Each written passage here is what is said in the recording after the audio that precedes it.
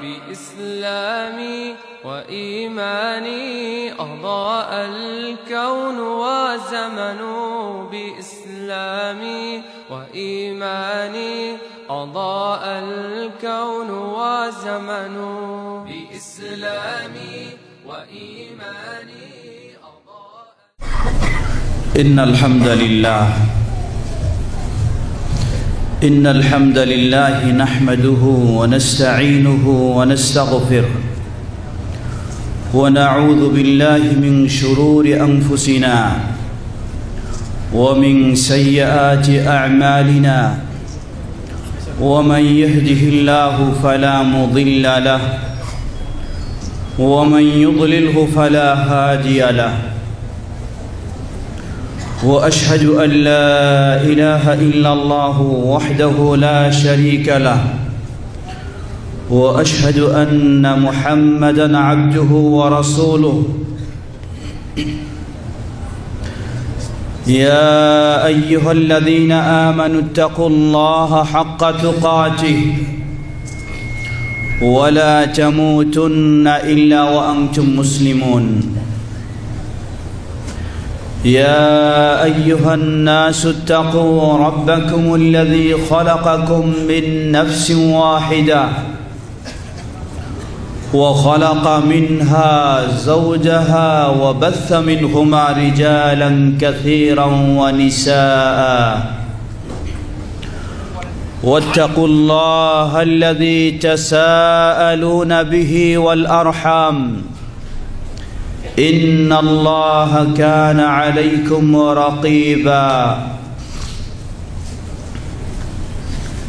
يا أيها الذين آمنوا اتقوا الله وقولوا قولا سديدا يصلح لكم أعمالكم ويغفر لكم ذنوبكم ومن يطع الله ورسوله فقد فاز فوزا عظيما. أما بعد فإن خير الحديث كتاب الله وخير الهدي هدي محمد صلى الله عليه وسلم وشر الأمور محدثاتها وكل محدثة بدعة وكل بدعة ضلالة وكل ضلالة في النار. فأعوذ بالله من الشيطان الرجيم. بسم الله الرحمن الرحيم. يا أيها الذين آمنوا ادخلوا في السلم كافة ولا تتبعوا خطوات الشيطان إنه لكم عدو مبين. وقال تبارك وتعالى في سورة أخرى: قل هذه سبيلي أدعو إلى الله على بصيرة أنا ومن اتبعني وسبحان الله وما أنا من المشركين. وعن أبي هريرة رضي الله تعالى عنه قال: قال رسول الله صلى الله عليه وسلم: كل أمتي يدخلون الجنة إلا من أبى. قيل: يا رسول الله ومن يأبى؟ قال: من أطاعني دخل الجنة ومن عصاني فقد أبى. رواه البخاري.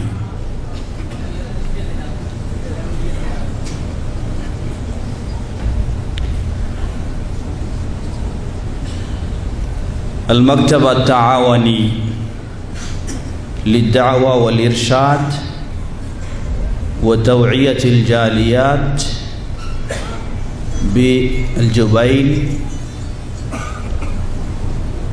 Jubail দাওয়া centre কর্তৃক আয়োজিত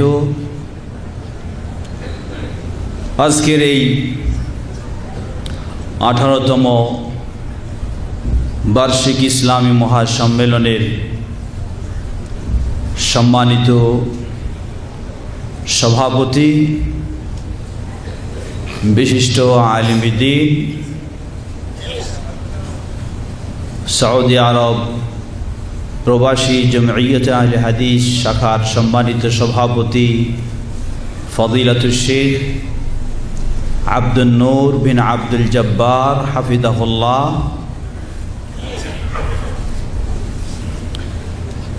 এ অধিবেশনের সম্মানিত পরিচালক, বিশিষ্ট দায়ী গবেষক ফজিলাতুল শেখ আব্দুল্লাহ বিন শাহিদ হাফিজাহুল্লাহ, উপস্থিত অত্র দাওয়া সেন্টারের সম্মানিত দায়ী বৃন্দ, পার্শ্ববর্তী বিভিন্ন দাওয়া সেন্টারের দায়ী বৃন্দ, বিশেষ করে ফজিলাতুল শেখ এজাজ হাফিজাহুল্লাহ, ফজিলাতুল শেখ আব্দুল হাকিম, অত্র সেন্টারের ফজিলাতুল শেখ আবদুল্লাহিল কাফি হাফিজাহুল্লাহ, ফজিলাতুল শেখ কাসিম আব্বাস হাফিজাহুল্লাহ, ফজিলাতুল শেখ আবদুল্লাহিল হাদি হাফিজাহুল্লাহ, আরও উপস্থিত এখানে ফজিলাতুল শেখ শরীফুল ইসলাম এবং আরও অনেকেই রয়েছেন। সমবেত বিভিন্ন অঞ্চল থেকে আগত প্রিয় প্রবাসী দিনী ভাই ও বোনেরা, শুরুতে আবারও প্রশংসা জ্ঞাপন করছি সেই আল্লাহ সুবহানাহু ওয়া তাআলার, যিনি আমাদের জন্য আমাদের জীবনের সর্বশ্রেষ্ঠ নিয়ামত হিসাবে ঈমান ইসলামের নিয়ামত দিয়ে আমাদেরকে সম্মানিত করেছেন, মর্যাদাশীল করেছেন। যে আল্লাহ সুবহানাহু ওয়া তাআলা শুধু ইসলামের অনুসারী নয়, বরং বিশ্বব্যাপী অগণিত জন্মসূত্রে, ভৌগোলিক সূত্রে ইসলামের অনুসারীদের মধ্য থেকে যিনি আমাদেরকে কোরআন ও সহিহ সুন্নাহর আলোকে ইসলাম জেনে বুঝে মেনে চলার তৌফিক দিয়ে আরও মর্যাদাশীল করেছেন, সেই আল্লাহ সুবহানাহু ওয়া তাআলার প্রশংসা জ্ঞাপনার্থে বলি আলহামদুলিল্লাহ। অতঃপর অসংখ্য সালাতু সালাম আবারও পেশ করছি প্রিয় রাসূল মুহাম্মদ সাল্লাল্লাহু আলাইহি ওয়াসাল্লাম, তাঁর আসহাবে কেরাম, আহলে বাইত, শেষ দিবস পর্যন্ত তাঁর প্রতিটি একনিষ্ঠ অনুসারীদের উপর। হামদ সালাতের পরে কৃতজ্ঞতা প্রকাশ করছি তাঁদের, বিশেষ করে অত্র অধিবেশনের সম্মানিত পরিচালক, যিনি আমাকে এখানে আমন্ত্রণ জানানোর জন্য বহুভাবে চেষ্টা করেছেন, ব্যবস্থা নিয়েছেন। ফজিলাতুল শেখ আবদুল্লাহ বিন শাহিদ, শুধু তিনি একাই নন, বরং সাথে অত্র সেন্টারের আরও বিশিষ্ট দায়ী গবেষকবৃন্দ, শেখ আবদুল্লাহিল কাফি, শেখ কাসিম আব্বাস, শেখ আবদুল্লাহিল হাজি এবং আপনারা যারা আরও সংশ্লিষ্ট রয়েছেন, আজকের এই সম্মেলনকে সফলের জন্য যারা সক্রিয় ভূমিকা রাখছেন, আল্লাহ সুবহানাহু ওয়া তাআলা সকলকে জাযায়ে খায়র দান করুন। এভাবে যেন আমরা পৃথিবীর যেখানেই থাকি না কেন আল্লাহ সুবহানাহু ওয়া তাআলার তাওহীদকে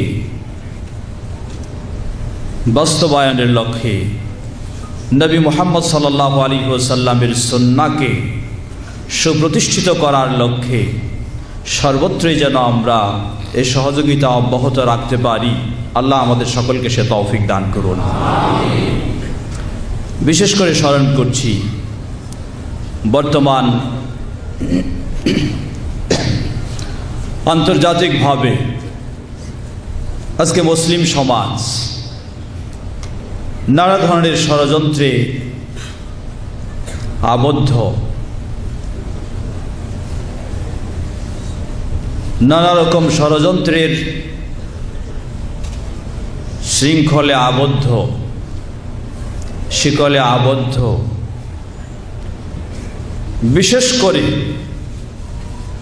গোটা বিশ্বব্যাপী মুসলিমদের মাঝে যারা ইসলাম মানেই কোরআন এবং সহিহ সুন্নাহর আলোকে ইসলাম মেনে চলার চেষ্টা করেন, প্রচলিত কোনো রসম রেওয়াজ অনুযায়ী নয়,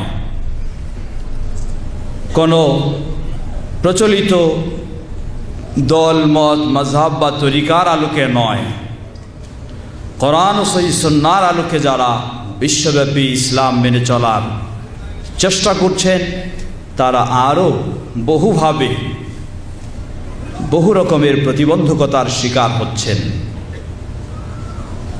যারা আল্লাহ সুবহানাহু ওয়া তাআলার অগণিত অসংখ্য নবী রাসূলদের রেখে যাওয়া তাওহীদের দাওয়াতকে প্রতিষ্ঠিত করার ক্ষেত্রে সক্রিয় ভূমিকা রাখছেন, তাদের মাঝে আমরা নিশ্চিন্তে নিঃসন্দেহে এক বাক্যে বলতে পারি, দেশ হিসাবে যেই দেশটি ভূমিকা রাখছে সে দেশটি হচ্ছে তাওহীদের দেশ, আল মামলাকা আল আরাবিয়া আস সৌদিয়া। যার কারণে সৌদি আরবকেও বিভিন্নভাবে বিভিন্ন অপবাদের অনেক সময় শিকার হতে হচ্ছে।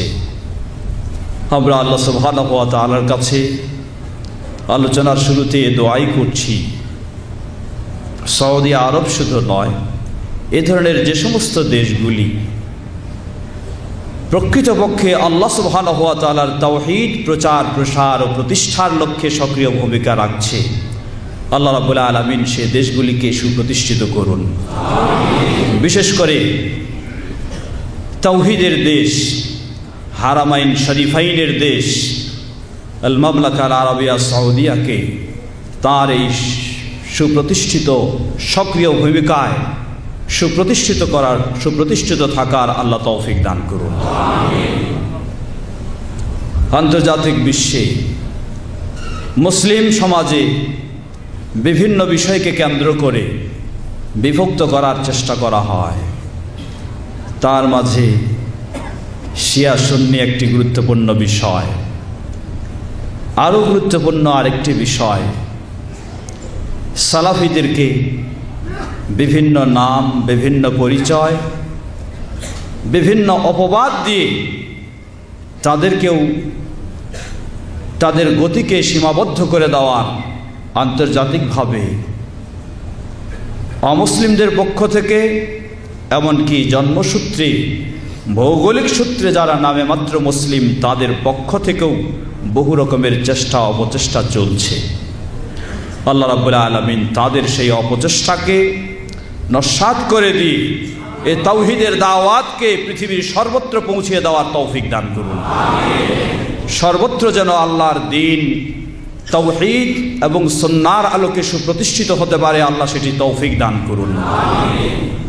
এবং এই ক্ষেত্রে এদেশ বিশেষ করে খাদিমুল হারামাইন আশ শরীফাইন আল মালিক সালমান বিন আব্দুল আজিজ হাফিজাহুল্লাহ এবং যারা তার সাথে রয়েছেন, আল্লাহ রাব্বুল আলামিন তাদের সকলকে ইসলামের উপর সুপ্রতিষ্ঠিত রাখুন, সকলকে তাওহীদের পক্ষে সুন্নাহর পক্ষে সর্বত্র ত্যাগ স্বীকার করার তৌফিক দান করুন।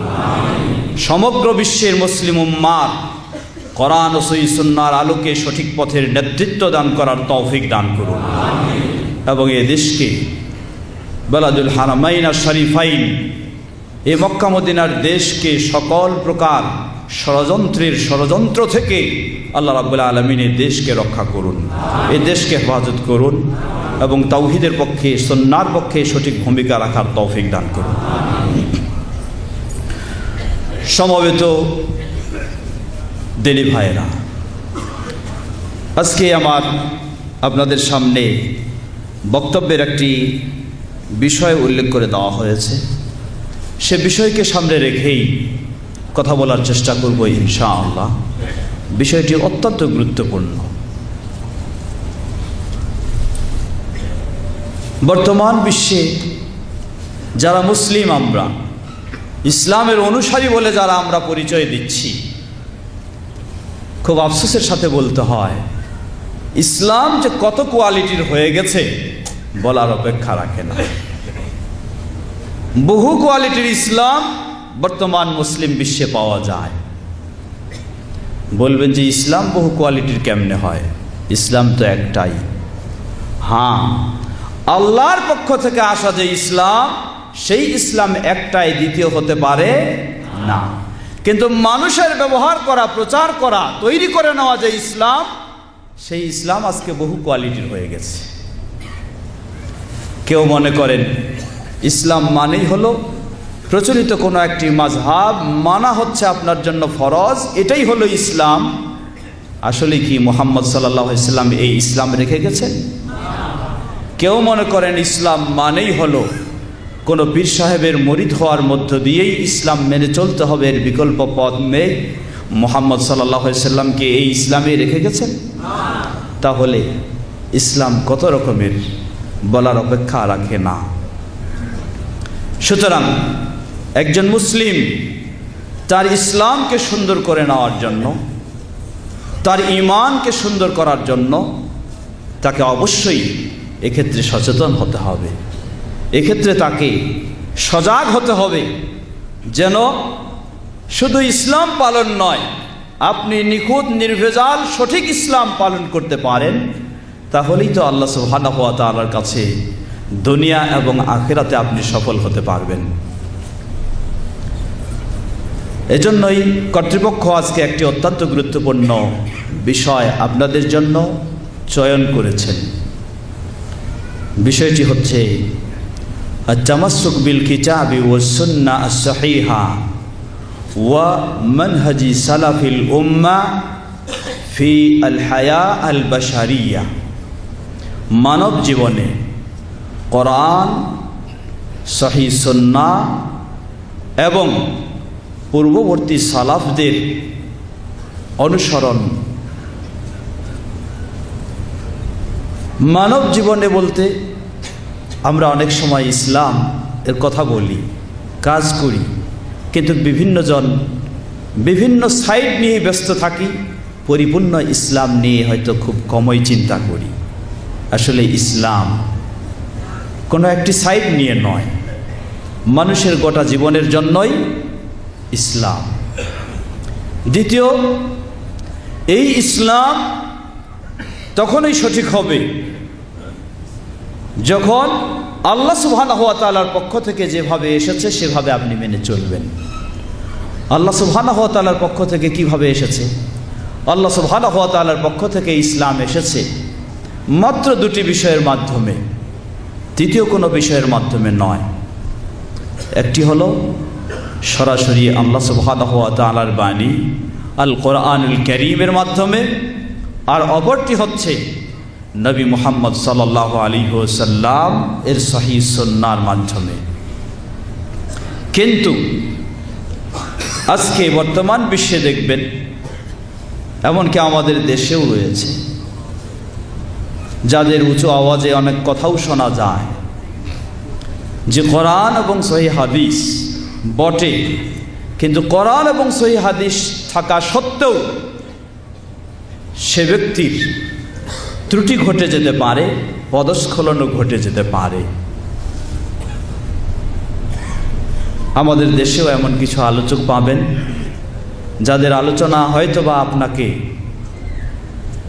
কিছু বিষয় না জানার কারণে মুগ্ধ করবে, কিন্তু দেখবেন যে সেই আলোচকগণ এদেশের বিজ্ঞ ওলামায়ে কেরামদেরকেও ভুল শুধু নয়, কাফের বলেও ফতোয়া দিচ্ছে। ঠিক কিনা? কারণটা কি? অথচ তারাও দাবি করছেন কোরআন এবং সহিহ হাদিস। তাহলে বোঝা যায় যে কোরআন আসলে কি এদেশের ওলামায়ে কেরাম, বিজ্ঞ ওলামায়ে কেরাম তারা ওই পর্যায়ের?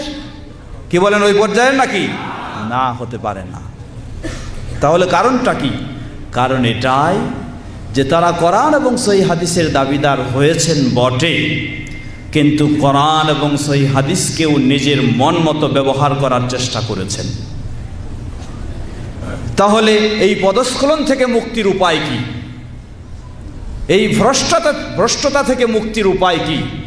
এই ভ্রষ্টতা থেকে মুক্তির উপায় হলো একটাই, শুধু কোরআন এবং সহিহ হাদিস দাবি করলে চলবে না, সাথে আরেকটি জিনিস সংযুক্ত করতে হবে, সেটি হলো মানহাজ সালাফিল উম্মাহ, অর্থাৎ পূর্ববর্তী যারা ছিলেন নবী সাল্লাল্লাহু আলাইহি ওয়াসাল্লামের সাহাবায়ে কেরামগণ, তাবেঈগণ এবং পর্যায়ক্রমে যারা তাদের আদর্শে প্রতিষ্ঠিত হয়েছেন, পরিচালিত হয়েছেন, তাদের যে পথ ও পদ্ধতি, সেটার আলোকে আপনাকে কোরআন এবং সুন্নাহ বুঝতে হবে ও মেনে চলতে হবে। তাহলে আপনার পক্ষে সম্ভব হবে সেই পদস্খলন ও ভ্রষ্টতা থেকে মুক্ত হওয়া ইনশাআল্লাহ। এজন্যই আল্লাহ রাসূল সাল্লাল্লাহু আলাইহি ওয়াসাল্লাম, যেটা আলোচনায় হয়েছে যাব, তিনি বলেছেন, স্পষ্ট ঘোষণা দিয়েছেন। এখানে একটি বই দেখতেছি, বইটির নাম হচ্ছে নাজাতপ্রাপ্ত দলের আকীদা, আকিদাতু আল ফিরকা আন-নাজিয়া, মুক্তিপ্রাপ্ত দলের আকীদা। মুক্তিপ্রাপ্ত দল বলতে আমরা কাকে বুঝাই? মুক্তিপ্রাপ্ত দল বলতে আমরা সেই দলকে বুঝাই যেই দল দুনিয়ায় বহু বিপদের সম্মুখীন হলেও আখিরাতের কোনো বিপদের সম্মুখীন হবে না, আল্লাহ সুবহানাহু ওয়া তাআলার কাছে সরাসরি জান্নাত লাভ করবে। সেটাই হচ্ছে মুক্তিপ্রাপ্ত দল, যেটি সহিহ হাদিসে প্রমাণিত। রাসূল সাল্লাল্লাহু আলাইহি ওয়াসাল্লাম বলেন, সাতাফতারিকু উম্মতি ইলা 73 ফিরকা কুল্লুহা ফিন্নার ইল্লা ওয়াহিদা। আমার উম্মত 73 দলে বিভক্ত হবে, সবগুলি কোথায় যাবে? কোথায় যাবে? জাহান্নামে, ইল্লা ওয়াহিদা, একটি ব্যতীত। আল্লাহ আমাদের সকলকে সেই দলের অন্তর্ভুক্ত করে নিন। কারা সেই দল? কি? হিয়া মা আনা আলাইহি ওয়া আসহাবি। এই দলটি হচ্ছে সেই দল, যেই দল শুধু কোরআন হাদিসের উপরে প্রতিষ্ঠিত না। এই দল হলো সেই দল, মা আনা আলাইহি ওয়া আসহাবি, আমি এবং আমার সাহাবায়ে কেরাম যেই আকীদা, যেই আদর্শ, যেই মত, যেই পথ, যেই দিনের উপরে প্রতিষ্ঠিত, এই দলটি হবে সেই আকীদা, সেই আদর্শ, সেই দল, পথের উপরেই তারা প্রতিষ্ঠিত হবে। তাহলে রাসূল সাল্লাল্লাহু আলাইহি ওয়াসাল্লাম তার সাথে যুক্ত করলেন কাকে? সাহাবায়ে কেরামকে। কাকে যুক্ত করলেন? সাহাবায়ে কেরামকে। এজন্য আহলুস সুন্নাহ ওয়াল জামাআহ তাদের কথা হলো, কেউ যদি সঠিক ইসলামের উপর প্রতিষ্ঠিত থাকতে চায় তাহলে তাকে 3টি জিনিস মনে রাখতে হবে। কয়টি জিনিস? প্রথম হলো আল কিতাব আল কোরআনুল কারীম, দ্বিতীয় হলো আস-সুন্নাহ আস-সহিহা, রাসূল সাল্লাল্লাহু আলাইহি ওয়াসাল্লামের সহিহ হাদিস, সহিহ সুন্নাহ, তৃতীয় হলো ওয়া ফাহমুহুমা, এই দুটিকে বুঝবেন, কোরআন এবং সুন্নাহকে বুঝবেন নিজের ইচ্ছা মতো নয়। যেমনই ভাবে সাহাবায়ে কেরামগণ এই কোরআন ও সুন্নাহকে বুঝেছেন, আপনাকেও ঠিক সেভাবেই কোরআন এবং সুন্নাহকে বুঝতে হবে। তাহলে আপনি হকের উপরে রয়েছেন বলে আপনি নিশ্চিত হতে পারবেন ইনশাআল্লাহ।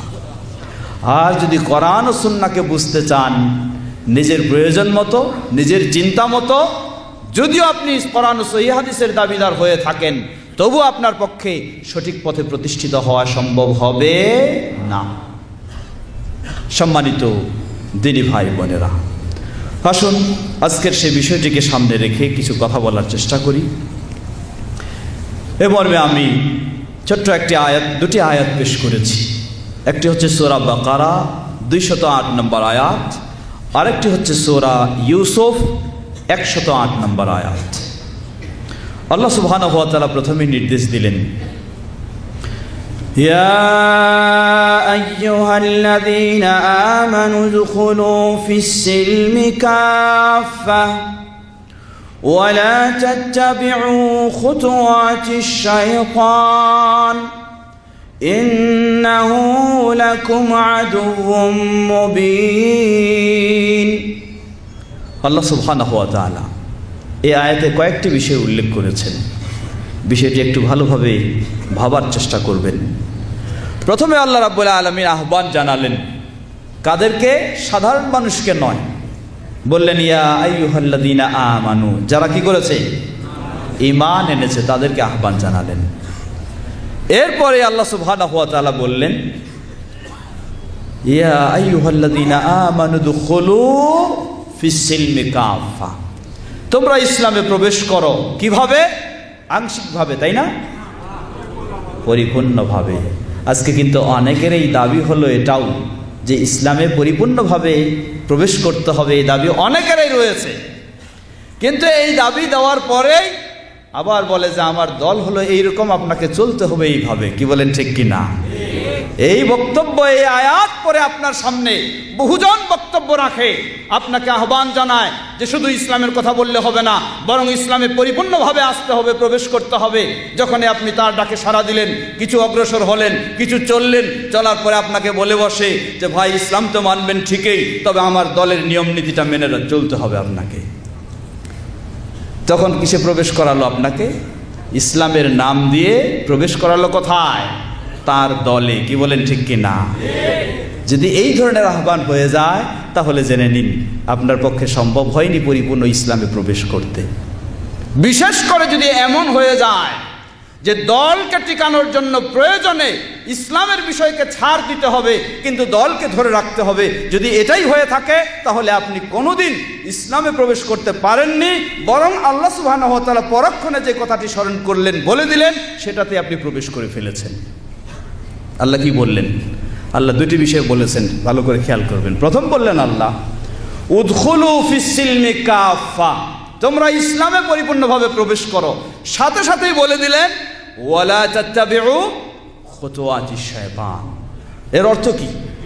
এর অর্থ হলো এটাই স্পষ্ট বোঝা যায়, আপনার সামনে দুটো সাইড রয়েছে, একটা হলো ইসলামের সাইড, আর একটা হলো কার সাইড? শয়তানের সাইড।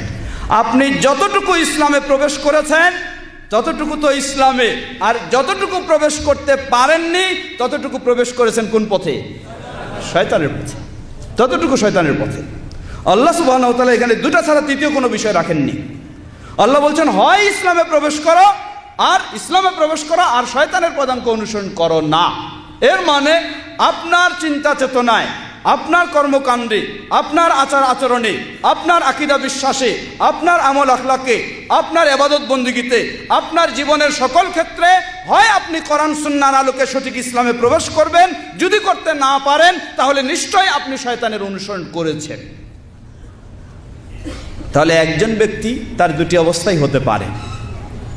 কি অবস্থা হতে পারে? তিনি হয় ইসলামে প্রবেশ করবেন 100%, তাহলে 1%ও তিনি শয়তানের অনুসরণ করেননি। আর যদি আপনি 100% ইসলামে প্রবেশ করতে না পারেন তাহলে যতটুকু বাকি রয়েছে ততটুকু অনুসরণ কার? ততটুকু শয়তানের অনুসরণ, অবশ্যই ততটুকু শয়তানের অনুসরণ। সুতরাং আপনাকে ইসলামে প্রবেশ করতে হবে, সেই সঠিক ইসলামে, যে ইসলাম মানুষের চিন্তার আলোকে নয়, ইসলাম হবে কার আলোকে? আল্লাহ সুবহানাহু ওয়া তাআলার দেওয়ার আলোকে। মনে রাখতে হবে, আপনি ইসলামের যদি ইবাদতগুলি নিলেন, আকীদা না নিলেন, তাহলে আকীদা কার? আকীদা কার? আকীদা শয়তানের। আবার ইসলামে যদি আপনি আকীদা নিলেন, ইবাদত নিলেন না, তাহলে ইবাদত হয়ে যেতে পারে কার? শয়তানের। ইসলামে যদি আপনি আকীদা এবং ইবাদত নিলেন কিন্তু আখলাক নিলেন না, তাহলে আখলাক হবে কার? শয়তানের। এজন্য আপনাকে মনে রাখতে হবে, আমাদের সমাজে অনেক কথা পাওয়া যায়। কেউ বলেন কি যে ইসলামের দিকে ডাকতে হবে। কিসের আলোকে? তাদেরকে শোনাতে হবে ফজিলতের বাণী। কখনো আকীদার কথা প্রথমে শোনানো যাবে না। কেন যাবে না? সহজ জবাব হলো আল ফাদাইল তুজাম্মিউন নাস ওয়াল আকায়েদ তুফাররিকুন নাস। সহজ কথা হলো তাদের যে ফজিলতগুলি মানুষকে কি করে? সমবেত করে, জমা করে, একত্রিত করে। এজন্য আমরা শুধু ফজিলত নিব আর আকীদা নিব না। কেন? ওয়াল আকায়েদ তুফাররিকুন নাস, আকীদা মানুষকে কি করে? বিভক্ত করে দেয়। সুতরাং এই আকীদাগুলি আমি প্রথমেই নিব না, প্রথমেই গুরুত্ব দিব না। যার জীবনে সর্বপ্রথমে আকীদার গুরুত্ব দিতে পারেনি, আপনি খোঁজ নিয়ে দেখুন, বাস্তব আপনি পেয়ে যাবেন গোটা জীবনটা শেষ করে দিলেও তার আকীদাগুলি কখনো সঠিক হয়নি। খোঁজ নিয়ে দেখুন আপনি, যার জীবনে আকীদা সর্বপ্রথম নিতে পারেনি, যতই সে আমল নেওয়ার কথা বলুক, তার গোটা জীবন শেষ করে দিলেও সে আকীদাকে সংশোধন করতে পারেনি। তার ভিতরে ওই মানহাজ, ওই পদ্ধতি, ওই চিন্তাটাই অটল রয়েছে যে আকীদার কথা বলা যাবে না, আকীদার কথা আলোচনা করা যাবে না। করলেই কি হবে? একটা ফাটল সৃষ্টি হবে, দূরত্ব সৃষ্টি হবে। সুতরাং এটা থেকে দূরে থাকতে হবে। গোটা জীবন এভাবেই চলেছে। অথচ নবী মুহাম্মদ সাল্লাল্লাহু আলাইহি ওয়াসাল্লাম তিনি সর্বপ্রথম কিসের দাওয়াত দিয়েছেন? সর্বপ্রথম তিনি দাওয়াত দিয়েছেন আকীদার। তিনি বললেন, কুলু লা ইলাহা ইল্লাল্লাহ তুফলিহু। বলো কি? লা ইলাহা ইল্লাল্লাহ, তাহলে তোমরা সফল কাম হবে। লা ইলাহা ইল্লাল্লাহ এটি শুধু আকীদা নয়, এটার মাঝে সব রয়েছে। অবশ্যই এক নম্বরে রয়েছে কি? আকীদা। এক নম্বরে কি? আকীদা। এই জন্য অন্য আরেকটি হাদিস স্পষ্ট করে দিচ্ছে। সে হাদিস সহিহ বুখারীর হাদিস। সাহাবী আব্দুল্লাহ ইবনে আব্বাস রাদিয়াল্লাহু তাআলা আনহু বর্ণনা করছেন, ওয়ালাম্মা বাআসান নবী সাল্লাল্লাহু আলাইহি ওয়াসাল্লাম মুআযান ইলা ইয়ামান। মুআদ রাদিয়াল্লাহু আনহুকে যখন নবী সাল্লাল্লাহু আলাইহি ওয়াসাল্লাম ইয়ামানে পাঠালেন, তাকে কি বললেন? তাকে প্রথমেই যেসব উপদেশ দিলেন, সেই উপদেশ দেওয়ার মাধ্যমে স্পষ্ট করে দিলেন, ইয়া মুআদ ফাইন্নাকা তা'তি কওমান মিন আহলিল কিতাব ফালইয়াকুন আউয়ালু মা তাদউহুম ইলাইহি শাহাদাতু আল্লা ইলাহা ইল্লাল্লাহ। সর্বপ্রথম তোমার দাওয়াতটা হবে কিসের বিষয়ে? সালাতের বিষয়ে না? সিয়ামের বিষয়ে, হজের বিষয়ে, যাকাতের বিষয়ে? সর্বপ্রথম তোমার দাওয়াত হবে এই আকীদার বিষয়, যেটা আরো স্পষ্ট করে দিয়েছেন। আকীদা বলতে এখানে মূল বিষয় হচ্ছে তাওহীদ। মূল বিষয় কি? তাওহীদ। সহিহ বুখারীর আরেক বর্ণনায় স্পষ্ট করে দিলেন, ফালিয়াকুন আউয়ালু মা তাদউহুম ইলাইহি আন ইউহিদুল্লাহ।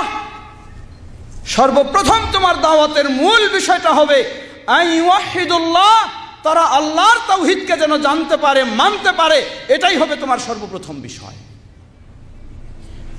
নবী মুহাম্মদ সাল্লাল্লাহু আলাইহি ওয়াসাল্লাম তিনিও এই আকীদার দাওয়াত দিলেন। সাহাবীদেরকে বা তার উম্মাহকে দাওয়াতের নীতিমালা বর্ণনা করতে গিয়ে সর্বপ্রথম আকীদা বা তাওহীদের দাওয়াত দিতে হবে, এটা স্পষ্ট করে দিলেন। আর আজকে আমাদের এক ভাইয়েরা তারা বলে থাকে, সকাল সন্ধ্যা কিন্তু তাদের মুখ দিয়ে এই কথাটাই পাবেন। সে কথা কি? বলে আল্লাহ আল্লাহ রাসূলের তরিকায় চলি, তাই না? সকাল সন্ধ্যা আল্লাহ আল্লাহ রাসূলের তরিকায়। কিন্তু আবার তরিকা কার? কখনো রাসূলের তরিকা হতে পারে না। যদি রাসূল সাল্লাল্লাহু আলাইহি ওয়াসাল্লামের তরিকা হয়, তাহলে তাদের বক্তব্য হওয়া দরকার ছিল আগে ফজিলত নয়। ফজিলতের বিষয় থাকবে, অসুবিধা নেই, কিন্তু আগে হলো আকীদার বিষয়। আগে কিসের বিষয়? আকীদার বিষয়, আগে তাওহীদের বিষয়। কারণ তাওহীদ যদি আপনার ঠিক না হয়, দুনিয়ার যত আমল আপনি করেন, সেই আমল কখনো আল্লাহ সুবহানাহু ওয়া তাআলার কাছে গ্রহণযোগ্য হবে না। এজন্যই দ্বিতীয় যে আয়াতটি পেশ করেছিলাম, এটি হলো সূরা বাকারার 208 নম্বর আয়াত। দ্বিতীয় হলো সূরা ইউসুফের 108 নম্বর আয়াত। সেখানে আল্লাহ রাসূল সাল্লাল্লাহু আলাইহি ওয়াসাল্লাম কি ঘোষণা দিচ্ছেন? সেখানেও বললেন, কুল হাযিহি সাবিলি আদ'উ ইলাল্লাহি আলা বাসীরাতিন আনা ওয়া মান ইত্তাবা'আনি ওয়া সুবহানাল্লাহ وما أنا من المشركين। আল্লাহ সুবহানাহু ওয়া তাআলা, আল্লাহু আকবার, এই আয়াতটি এত গুরুত্বপূর্ণ আয়াত, এজন্য প্রতিটি আলেমের উচিত এই আয়াতটি গ্রহণ করা, উপলব্ধি করা এবং সেই আলোকে নিজের জীবন ও দাওয়াতি কার্যক্রমকে পরিচালনা করা। আল্লাহ সুবহানাহু ওয়া তাআলা বললেন, হে নবী বলে দাও, হাযিহি সাবিলি আদউ ইলাল্লাহ, আমি ডাকি কার দিকে? আমি ডাকি কোন মাযহাবের দিকে? শাফি মাযহাবের দিকে, মালিকি মাযহাবের দিকে, হাম্বলি মাযহাবের দিকে, হানাফি মাযহাবের দিকে, চিশতিয়া তরিকার দিকে, কাদেরিয়ার দিকে, নকশবন্দিয়ার দিকে, মুজাদ্দিদিয়ার দিকে? আল্লাহ রাসূল সাল্লাল্লাহু আলাইহি সাল্লামকে আল্লাহ নির্দেশ দিলেন আর তিনি বললেন, আর আপনি বলতেছেন আমি ডাকি অমুক মাযহাবের দিকে, আমি ডাকি অমুক তরিকার দিকে। তাহলে রাসূলের দাওয়া আর আপনার দাওয়া কোথায়? রাসূলের অনুসরণ আপনার কোথায়? রাসূলের তরিকায় আপনি কোথায়? এজন্য বিশ্বব্যাপী সালাফি যারা রয়েছেন তাদের দাওয়াতই হলো এটা, যেটা ছিল দাওয়াত নবী মুহাম্মদ সাল্লাল্লাহু আলাইহি ওয়াসাল্লামের।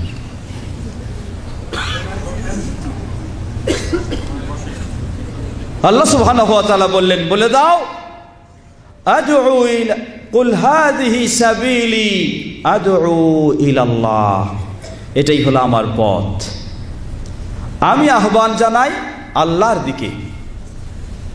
আল্লাহর দিক বলতে কি? আল্লাহর দিক তো অনেকগুলি রয়েছে। আজকে আমাদের সমাজেও কিন্তু আল্লাহর দিকে ডাকা হয়।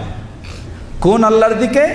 যেই আল্লাহ সসত্তায় সর্বত্র বিরাজমান তার দিকেই ডাকা হয়। কি বলেন, ঠিক কিনা? হ্যাঁ, ওই আল্লাহর দিকেই ডাকা হয়। যেই আল্লাহ নিরাকার সেই আল্লাহর দিকেই ডাকা হয়, ঠিক কিনা? আল্লাহ সুবহানাহু ওয়া তাআলা কি ওই আল্লাহর দিকে ডাকতে বলেছেন? ওই আল্লাহর দিকে ডাকতে বলেননি। সুতরাং মানুষের জীবনের সর্বক্ষেত্রে আপনার দিনকে সঠিক করার জন্য আপনাকে গ্রহণ করতে হবে ইসলাম তিনটি বিষয়ের আলোকে। প্রথম হলো আল কোরআনুল কারীম, প্রথম কি? দ্বিতীয় সুন্নাতু রাসূলিল্লাহ সাল্লাল্লাহু আলাইহি ওয়াসাল্লাম, তৃতীয় মানহাজু as-সালাফ as-সালেহ, সেই সমস্ত সাহাবাই কেরাম, তাবেঈন যারা কোরআন ও সুন্নাহর উপর প্রতিষ্ঠিত ছিলেন, তাদের যে মত পথ আদর্শ, সেই আলোকে আপনাকে কোরআন এবং সুন্নাহকে বুঝতে হবে ও আপনার গোটা জীবনে সেটি গ্রহণ করতে হবে। আল্লাহ রাসূল সাল্লাল্লাহু আলাইহি ওয়াসাল্লামকে আল্লাহ রাব্বুল আলামিন সূরা ইউসুফের 108 নম্বর আয়াতে, আমি বললাম যে এই আয়াতে 5টি বিষয় পাওয়া যায়, মনে রাখবেন। কুল হাযিহি সাবিলি আদউ ইলাল্লাহ, হে নবী তুমি তোমার উম্মতকে জানায় দাও এটাই হলো আমার পথ। কি করি আমি? আদউ ইলাল্লাহ, আমি কি করি? দাওয়াত দেই। তবে সেই দাওয়াতটা কিসের দিকে? আল্লাহর দিকে। কোন মুসলিমের দাওয়াত কখনো কোনো দলের দিকে হতে পারে না, হতে পারে না। যদি হয় তাহলে সেটি মুহাম্মদ সাল্লাল্লাহু আলাইহি ওয়াসাল্লামের সুন্নাহর আলোকে নয়, আল্লাহর নির্দেশের আলোকে নয়, সেটি তার মন গড়া বিষয়, সেটি ইসলামের কাজ হতে পারে না, কোরআন সুন্নাহর আলোকে হতে পারে না। বর্তমান মুসলিম বিশ্ব আজকে ক্ষতিগ্রস্ত হওয়ার সবচেয়ে বড় কারণ হলো বর্তমান মুসলিম বিশ্বে যে দাওয়াত নেই এটি বলছি না আমরা, দাওয়াত রয়েছে, কিন্তু এই দাওয়াত কোরআন ও সুন্নাহর দিকে নয়, এ দাওয়াত হলো নিজের দলের দিকে, এ দাওয়াত হলো নিজের তরিকার দিকে, এ দাওয়াত হলো নিজের মতবাদের দিকে। দাওয়াত সরাসরি আল্লাহর দিকে নয়। যদি আল্লাহর দিকে হয় তাহলে সর্বপ্রথম আপনার দাওয়াত হতে হবে আল্লাহর দিকে, মানেই হলো আল্লাহর দ্বীনের দিকে। আর আল্লাহর দ্বীনের মূল বিষয় হলো কি? তাওহীদ। আল্লাহর দ্বীনের মূল বিষয় কি? তাওহীদ। আল্লাহর দ্বীনের মূল বিষয় হলো তাওহীদ। আপনি যখন একজন মানুষ আপনাদের এই সমস্ত জায়গায় আলহামদুলিল্লাহ ইসলাম গ্রহণ করছে দিনে দিনে, কিভাবে ইসলাম গ্রহণ করে? কি সাক্ষ্য দেয় সে? আশহাদু আল্লা ইলাহা ইল্লাল্লাহ। কিসের সাক্ষ্য এটা? সাক্ষ্য কিসের? তাওহীদের সাক্ষ্য। কিসের সাক্ষ্য এটা? তাওহীদের সাক্ষ্য। ইসলামে প্রবেশ করতে হলেই তাকে তাওহীদের সাক্ষ্য দিয়েই ইসলামে প্রবেশ করতে হবে, না হলে তার ইসলামই গ্রহণযোগ্য নয়, ইসলামই হবে না তার। সুতরাং একজন মুসলিম বা একজন মানুষকে দাওয়াত দিতে হলেও সর্বপ্রথম দাওয়াত হতে হবে কোনো দলের দিকে নয়, কোনো তরিকার দিকে নয়, কোনো মতবাদের দিকে নয়, হতে হবে আল্লাহর দ্বীনের দিকে। আর আল্লাহর দ্বীন মানেই হলো সর্বপ্রথম কোন বিষয়? তাওহীদের বিষয়। ঠিক তেমনই ভাবে সেই আল্লাহর সাথে কার অনুসরণের দিকে হবে? ইসলাম গ্রহণের সময় সে বিষয়টি স্পষ্ট, ওয়া আশহাদু আন্না মুহাম্মাদান আবদুহু ওয়া রাসূলুহু। সে সময় সাক্ষ্য নেই। আজকে দেখবেন একজন মানুষকে যদি বলেন যে ভাই আসুন কিছু ইসলামের কথা বলি, কিছু ইসলামের কথা শুনি, কিছু ইসলামের কথা শিখি, বিশেষ করে কোরআন ও সহিহ সুন্নাহর আলোকে স্পষ্ট বিষয় কারো কাছে যদি উপস্থাপন করতে যান, তিনি আপনাকে খুব সহজেই অপারগতা প্রকাশ করেন। কি বলেন? বলেন ভাই আপনি অনেক সুন্দর কথা বলেছেন ঠিকই, কিন্তু মানতে পারছি না। কেন, কি কারণটা? বলে যে এগুলি আমাদের মাযহাবে নাই, তাই মানতে পারছি না। কি বলেন ঠিক কিনা? খুব সহজেই বলে দেয় যে ভাই এই হলো আল্লাহর কথা, এই হলো আল্লাহ রাসূলের কথা। খুব সহজে জবাব দিয়ে দেয় ভাই আপনি বলেছেন ঠিকই। কেউ যদি একটু বেশি কঠোর হয় তাহলে তো আপনার শক্ত প্রতিবাদ করে, আর যদি অত কঠোর না হয়, কোরআন সুন্নাহকে একটু সম্মান জানায়, তাহলে বলে যে ভাই আপনি বললেন ঠিকই, কিন্তু এটা আমাদের তরিকায় নাই, তাই মানতে পারছি না। এটা আমাদের পীর সাহেব বলেননি, তাই মানতে পারছি না। আপনি কোন ইসলাম গ্রহণ করেছেন? আপনি ইসলাম গ্রহণের সময় আপনি তো এই স্বীকৃতি দেননি যে ওয়া আশহাদু আন্না মুহাম্মাদান আবদুহু ওয়া রাসূলুহু, স্বীকৃতি আপনি দিয়েছেন। আপনি তো স্বীকৃতি দেননি আপনার ইমামের, আপনি স্বীকৃতি দেননি আপনার পীর সাহেবের, আপনি স্বীকৃতি দেননি আপনার মুর্শিদের, স্বীকৃতি দেননি আপনার গাউস কুতুবের, স্বীকৃতি দেননি আপনার বুজুর্গের, স্বীকৃতি দেননি আপনার মুফতির, স্বীকৃতি দেননি আপনার খতিবের, দেননি আপনার হুজুরের, দেননি আপনার মুরব্বির। আপনি স্বীকৃতি দিয়েছেন মুহাম্মদ সাল্লাল্লাহু আলাইহি ওয়াসাল্লামের। এজন্যই ওই হাদিসটি স্মরণ করেছিলাম। আল্লাহ রাসূল সাল্লাল্লাহু আলাইহি ওয়াসাল্লাম স্পষ্ট বলে দিয়েছেন, এই হাদিসও সবাই ওয়াজ করে, সহিহ বুখারীর হাদিস। তিনি বলেন কুল্লু উম্মতি ইয়াদখুলুনাল জান্নাহ, আমার উম্মতের সকলেই জান্নাতে প্রবেশ করবে। বলুন সুবহানাল্লাহ। এটি বড় ধরনের সুসংবাদ। কি বলেন ঠিক কিনা? সুতরাং কে কোন দলে আছে, কে কোন মতে আছে, তাতে আর অসুবিধা নাই, যেহেতু আল্লাহ রাসূল সাল্লাল্লাহু আলাইহি ওয়াসাল্লাম বলছেন যে আমার উম্মত সকলে কি করবে? জান্নাতে যাবে। তাহলে ভিন্ন দলে থাকলেও তো আর অসুবিধা নাই, তাই না? কে বলেন? সবার জন্য সুসংবাদ না? হ্যাঁ, সবার জন্য সুসংবাদ প্রাথমিকভাবে, কিন্তু এই সুসংবাদ শেষ পর্যায়ে টিকতেও পারে, নাও টিকতে পারে। কিভাবে টিকতে পারে না? সেই আল্লাহ রাসূল সাল্লাল্লাহু আলাইহি ওয়াসাল্লাম তিনি বললেন কুল্লু উম্মতি ইয়াদখুলুনাল জান্নাহ, আমার উম্মতের সকলে জান্নাতে প্রবেশ করবে, তবে ইল্লা মান আবা, সেই ব্যক্তির পক্ষে সম্ভব নয় জান্নাতে প্রবেশ করা যে অস্বীকৃতি জ্ঞাপন করেছে। কিলা ওয়া মান ইয়াবা ইয়া রাসূলুল্লাহ, জিজ্ঞাসা করা হলো হে আল্লাহর রাসূল সাল্লাল্লাহু আলাইহি ওয়াসাল্লাম, প্রথমে সুসংবাদ দিয়ে আবার বলে ফেললেন যে অস্বীকৃতি জ্ঞাপন করেছে তার পক্ষে সম্ভব নয়, তাহলে সেই ব্যক্তি কার? কে? কারা তারা? বললেন মান আতাআনি দাখালাল জান্নাহ, যে ব্যক্তি আমার অনুসরণ করে, আনুগত্য স্বীকার করে, দাখালাল জান্নাহ, সেই শুধু জান্নাতে প্রবেশ করবে। ওয়া মান আসানি, যে আমার অনুসারী নয়, আমার অবাধ্য, ফাকাদ আবা, সেই অস্বীকৃতি জ্ঞাপন করেছে, তার পক্ষে জান্নাতে যাওয়া সম্ভব নয়। একজন মুসলিম যিনি স্বীকৃতি দিয়েছেন তার ইসলাম শুরু করার ক্ষেত্রে আশহাদু আন্না মুহাম্মাদান আবদুহু ওয়া রাসূলুহু, তার গোটা জীবনে এই দুটি চিন্তা সবসময় থাকতে হবে। প্রথম চিন্তা হলো তাওহীদের উপর তিনি আছেন কিনা, দ্বিতীয় চিন্তা হলো মুহাম্মদ সাল্লাল্লাহু আলাইহি ওয়াসাল্লামকে জীবনের সর্বক্ষেত্রে তিনি প্রাধান্য দিতে পেরেছেন কিনা, মুহাম্মদ সাল্লাল্লাহু আলাইহি ওয়াসাল্লামকে অনুসরণ করতে পারলেন কিনা। আবার আমাদের সমাজে দেখবেন যে কেউ আছে মুহাম্মদ সাল্লাল্লাহু আলাইহি ওয়াসাল্লামকে এত প্রাধান্য দিয়ে দেয়, একেবারে আল্লাহর উপরে নিয়ে চলে যায়। কি বলেন ঠিক কিনা? এটাও আছে। যদি এটা হয় আবার, তাহলেও জেনে নিন আপনার ইসলাম নাই। মুহাম্মদ সাল্লাল্লাহু আলাইহি সাল্লামের উপরে যদি কোনো মানুষকে নিয়ে যান, তাহলে আপনার ইসলাম নাই। আবার মুহাম্মদ সাল্লাল্লাহু আলাইহি সাল্লামকে যদি কি বেশি প্রাধান্য দিতে গিয়ে আল্লাহর উপরে নিয়ে চলে যান, তাহলে আপনার ইসলাম নাই। আল্লাহর উপরে কেন, আল্লাহর সমপর্যায়েও নিয়ে যদি যান, তবু ইসলাম নেই। তাকে তার যথাযথ জায়গায় রাখতে হবে। আসলে এই সবগুলি হচ্ছে অমুসলিমদের অনুসরণ করি। কারণ অমুসলিমেরা যেমন ঈসা আলাইহিস সালামকে কি করেছে, তাকে কখনো আল্লাহর পর্যায়ে, কখনো আল্লাহর সন্তান এই পর্যায়ে নিয়ে গেছে। এই সতর্ক বাণীটাই উচ্চারণ করেছিলেন নবী মুহাম্মদ সাল্লাল্লাহু আলাইহি সাল্লাম 1400 বছর আগে। তিনি বলেন, লা তাতরুনি কামা আতারাতিন নাসারা ঈসা ইবনে মারইয়াম, ইন্নামা আনা আবদুন ফাকুলু আবদুল্লাহি ওয়া রাসূলুহু। তোমরা আমাকে নিয়ে বাড়াবাড়ি করো না, যেমনইভাবে বাড়াবাড়ি করেছে কারা? খ্রিস্টানেরা। খ্রিস্টানেরা কি বাড়াবাড়ি করেছে? তারা তাদের নবী ঈসা আলাইহিস সালামকে তিনভাবে মনে করে থাকে। কেউ মনে করে থাকে যে ঈসা আলাইহিস সালাম এটা একটা বডি মাত্র, প্রকৃতপক্ষে আল্লাহ এটার ভিতরে ঢুকে গেছেন,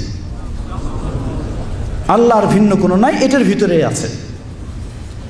আবার কেউ মনে করে ঈসা আলাইহিস সালাম তিনি সরাসরি আল্লাহ না, তবে আল্লাহর পুত্র। আবার কেউ মনে করে তিনজনের সমষ্টির নাম হলো আল্লাহ।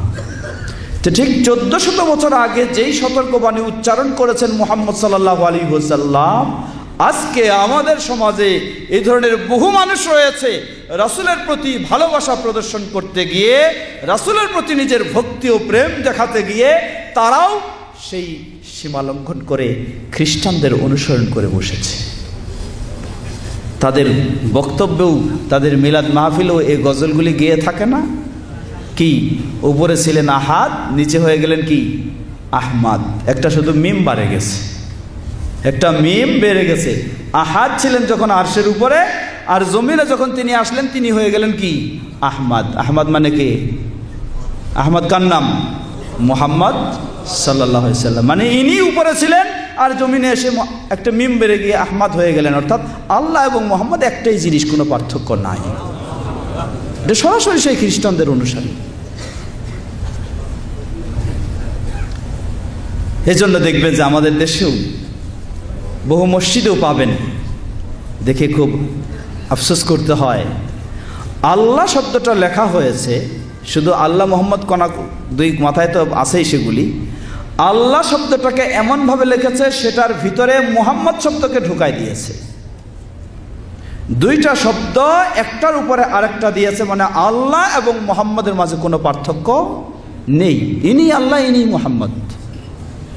এই বিশ্বাসী, এই ভালোবাসার দাবিদার, তারাও আজকে কি সঠিক পথে আছে বলে দাবি করে থাকে। সুতরাং শুধু দাবি করলে নয়। আসুন, যে কথা বলছিলাম, ওই আয়াতে আল্লাহ সুবহানাহু ওয়া তাআলা 5টি বিষয় উল্লেখ করেছেন। 5টি বিষয়, প্রথম হলো একজন মুসলিমের দাওয়াত হতে হবে কোন দিকে? আল্লাহর দ্বীনের দিকে, কোনো দলের দিকে নয়। হয়তো বলবেন যে আহলুল হাদিসরা কি, তাহলে তারা তাদের দলের দিকে দাওয়াত দেয় না? জবাব না। আহলুল হাদিসদের কোনো মন গড়া বিষয় নেই। আহলুল হাদিসরা কখনো কোনো নিজের দলের দিকে দাওয়াত দেয় না। আহলুল হাদিসরা সর্বমুহূর্তে তারা দাওয়াত দেয় এই 3টি বিষয়ের দিকে। প্রথম হলো তাওহীদের দিকে, দ্বিতীয় হলো সুন্নাহর দিকে, তৃতীয় হলো সালাফদের মানহাজের দিকে, সাহাবীদের অনুসরণের দিকে। কখনো তারা নিজেদের কোনো তৈরি করা দলের দিকে আহ্বান জানায় না। এই জন্য বিশ্বব্যাপী আহলুল হাদিস বা সালাফিরা তারা সর্বমুহূর্তে প্রস্তুত রয়েছেন। কেউ যদি তার কাছে স্পষ্টভাবে উপস্থিত করতে পারে যে এই হলো আল্লাহর কথা, এই হলো রাসূল মুহাম্মদ সাল্লাল্লাহু আলাইহি ওয়াসাল্লাম থেকে সঠিকভাবে প্রমাণিত কথা, অতএব এটাই আপনাকে আপনার জীবনে মেনে নিতে হবে, আপনার নিজের রসম রেওয়াজ বর্জন করে এটাকে গ্রহণ করতে হবে। প্রতিটি মুহূর্তে, সর্বমুহূর্তে আহলুল হাদিসরা প্রস্তুত রয়েছেন। আহলান ওয়া সাহলান, নিয়ে আসুন। যদি প্রমাণিত হয়, আহলুল হাদিসরা যে কোনো মুহূর্তে সেটিকে মেনে নিতে প্রস্তুত রয়েছে। তাহলে কি বোঝা যায়? বোঝা যায় যে তাদের ভিন্ন কোনো দল নেই, ভিন্ন কোনো আলাদা কোনো মত নেই। আল্লাহর মত যেটা সেটাই, রাসূল সাল্লাল্লাহু আলাইহি ওয়াসাল্লামের মত যেটা সেটাই। কিন্তু আজকে আফসোসের সাথে বলতে হয়, এই সালাফিদেরকে বিশ্বব্যাপী বিভিন্নভাবে অপবাদ দিয়ে তাদেরকে মানুষের কাছে খারাপভাবে পরিচয় দেওয়া হয়। বেশ কিছুদিন আগে, গত মাসেই ফেব্রুয়ারি মাসে আমার একটা দীর্ঘ মুহাদারা ছিল। সেটি হচ্ছে, যেটি বর্তমান, ভালো করে শুনবেন, আন্তর্জাতিকভাবে সঠিক মুসলিমদেরকে বিপদগ্রস্ত করার জন্য যেগুলি চক্রান্ত অমুসলিমদের থেকে, সেগুলির মাঝে এটি বর্তমান প্রেক্ষাপটে এটি একটি বড় চক্রান্ত। সেটি হচ্ছে ওহাবি বলে অপপ্রচার করা। ওহাবি বলে অপপ্রচার করা। ওহাবি কি, এ বিষয়ে বিস্তারিত সেখানে আমি আলোচনা করেছি। এটা ইউটিউবে পাওয়া যাবে, সেই মুহাদারাটি শোনার চেষ্টা করবেন। মুহাম্মদ বিন আব্দুল ওয়াহাব রাহিমাহুল্লাহ তিনিও কোনোদিন ওয়াহাবি ছিলেন না, কখনো না। ওয়াহাবি বলে একটি বাতিল ফেরকা মানুষের সামনে প্রচার করা হয়, এরা হলো ওয়াহাবি। ওয়াহাবি কি জিনিস? এরা হলো চরমপন্থী, এরা হলো বাতিল ফেরকা, এরা ইসলামের মাঝে না, এরা ইসলামের বাইরে। প্রমাণ কি? আপনার কাছে স্পষ্ট প্রমাণও দেখাবে। ওই সেই হিজরি 2য় শতাব্দীর দিকে, আব্বাসীয় যুগের সময়, এটা সর্বত্র নয়, এটা হচ্ছে শুধু ইউরোপ, আফ্রিকা মহাদেশের ইসলামের ইতিহাস যদি খুলে দেখেন, সেখানে পাবেন যে আফ্রিকা মহাদেশের বিশিষ্ট যারা যোগ্য ভালো আলেম ছিলেন, তারা এই ওয়াহাবি একটি ফেরকা, একটি দল, সেটার বিষয়ে তারা সবাই কোরআন হাদিসের আলোকে ফতোয়া দিয়েছেন যে ওয়াহাবি হলো এটি একটি বাতিল দল। এই ফতোয়া নিয়ে আপনার কাছে উপস্থিত করা হয় যে এই দেখুন, আফ্রিকা মহাদেশের আহলুস সুন্নাহর সঠিক যারা নির্ভরযোগ্য যোগ্য আলেম, তারা ফতোয়া দিয়েছেন ওয়াহাবি একটি বাতিল দল, আর সেই দলের এই ধারক বাহক হলেন মুহাম্মদ বিন আব্দুল ওয়াহাব। এটি সম্পূর্ণ একটি বড় ধরনের ষড়যন্ত্র। মুহাম্মদ বিন আব্দুল ওয়াহাব রাহিমাহুল্লাহ তিনি কখনো ওয়াহাবি ছিলেন না, কোনো ওয়াহাবি দল তৈরি করেননি, কোনো ওয়াহাবি মতবাদের তিনি আবিষ্কারও করেননি। তিনি ছিলেন মুহাম্মদ সাল্লাল্লাহু আলাইহি ওয়াসাল্লামের সঠিক সুন্নাহর অনুসারী। জন্মগতভাবে মুহাম্মদ বিন আব্দুল ওয়াহাব রাহিমাহুল্লাহ তিনি হাম্বলি মাযহাবের অনুসারী ছিলেন। তার বাবা আব্দুল ওয়াহাব রাহিমাহুল্লাহ তিনি একজন বড় আলেম ছিলেন। কিন্তু এই মাযহাবী দ্বন্দ্বটা যখন মুসলিম উম্মাহকে বিভক্ত করে ফেলেছে, মুহাম্মদ বিন আব্দুল ওয়াহাব রাহিমাহুল্লাহ দেখলেন একদিক দিয়ে সেই ইংরেজদের বিস্তার চলতেছে, তারা গোটা মুসলিম বিশ্বকে গ্রাস করার চেষ্টা চালাচ্ছে, আর মুসলিমেরা এই ক্ষেত্রে কি নিজেদের মাঝে কে হবে হানাফি, কে হবে শাফি, কে হবে মালিকি, কে হবে হাম্বলি, এই ভাগাভাগি নিয়ে তারা, এমনকি তারা তাদের সালাতের মুসাল্লাকেও বিভক্ত করে নিয়েছে। এই দ্বন্দ্বে তারা ব্যস্ত। মুহাম্মদ বিন আব্দুল ওয়াহাব রাহিমাহুল্লাহ তিনি চিন্তা করলেন, আল্লাহ তাকে এই সুবুদ্ধি দিলেন যে মুসলিমেরা যদি পারস্পরিক এই দলাদলিতে বিভক্ত হয়ে থাকে, তাহলে ওই সেই ইংরেজরা গোটা মুসলিম বিশ্বকে তাদের দাস বানায় ছাড়বে, এতে কোনো সন্দেহ নেই। তাই তিনি যেই দাওয়াতি চেতনা শুরু করলেন, সেটা কি? তিনি বললেন যে না, এই ধরনের মাযহাবী ভাগাভাগি চলবে না, আমাদের সকলকে কোরআন এবং সুন্নাহর আলোকে এক হতে হবে। সুন্নাহর কোনো অপেক্ষা করার কোনো সুযোগ নেই, নিজের দলের বলে কিছু পরিচয় দেওয়ার সুযোগ নেই। এজন্য মুহাম্মদ বিন আব্দুল ওয়াহাব রাহিমাহুল্লাহ তার যে বক্তব্যগুলি ছিল সেই সময় একটু ভালো করে খেয়াল করবেন। আল হাদিয়া সুন্নিয়া 99 পৃষ্ঠায় বলা হচ্ছে, তিনি বলছেন, ওয়া আম্মা মাযহাবুনা ফামাযহাবুল ইমাম আহমদ বিন হাম্বল ইমাম আহলিস সুন্নাহ ফিল ফুরু'i ওয়া লা নাদঈ আল ইজতিহাদ ওয়া ইযা বানাত লানা সুন্নাতুন সহিহাতুন আন রাসূলিল্লাহি সাল্লাল্লাহু আলাইহি ওয়াসাল্লাম আমিলনা বিহা ওয়া লা নুকদ্দিমু আলাইহা কাওলা আহাদিন কাইনান মান কানা। তিনি বললেন, যেহেতু জন্মগতভাবে তিনি ছিলেন হাম্বলি মাযহাবের উপরে, তিনি বললেন যেহেতু আমরা এই মাযহাবের অনুসারী আছি, আর সেটার হচ্ছেন ইমাম আহমদ বিন হাম্বল রাহিমাহুল্লাহ, সুতরাং খুঁটিনাটি যেগুলি মাসআলা সেগুলির ক্ষেত্রে আমরা তেমন নতুন আবার নিয়ম কোনো চালু করার প্রয়োজন মনে করছি না, গবেষণা করার প্রয়োজন মনে করছি না, সেভাবেই চলতেছি। তবে وَإِذَا بَانَتْ لَنَا سُنَّةٌ صَحِيحَةٌ عَنْ رَسُولِ اللَّهِ صَلَّى اللَّهُ عَلَيْهِ وَسَلَّمَ عَمِلْنَا بِهَا। যদি আমাদের কাছে স্পষ্ট হয়ে যায় এই বিষয়ে রাসূল সাল্লাল্লাহু আলাইহি সাল্লামের এটাই হলো সহিহ সুন্নাহ, তাহলে আমরা কোনো মাযহাবের দোহাই এখানে নয়, আমরা সব কিছু ত্যাগ করে রাসূলের সেই সহিহ সুন্নাহকেই অনুসরণ করব। বললেন ওয়ালা নুকাদ্দিমু আলাইহা কাওলা আহাদিন কাইনান মান কান। যে ব্যক্তি হোক না কেন, সেটা ইমাম আহমদ হোক, ইমাম আবু হানিফা হোক, ইমাম শাফি হোক, ইমাম মালিক হোক, আর যে কেউ হোক না কেন, তার কথার কোনো গুরুত্ব নেই। গুরুত্ব হলো কার কথার? মুহাম্মদ সাল্লাল্লাহু আলাইহি ওয়াসাল্লামের। ইমাম মুহাম্মদ বিন আব্দুল ওয়াহাব রাহিমাহুল্লাহ এই দাওয়াত নিয়ে মুসলিম উম্মাকে কি করতে চেষ্টা করলেন? তাদেরকে ঐক্যবদ্ধ করার চেষ্টা করলেন।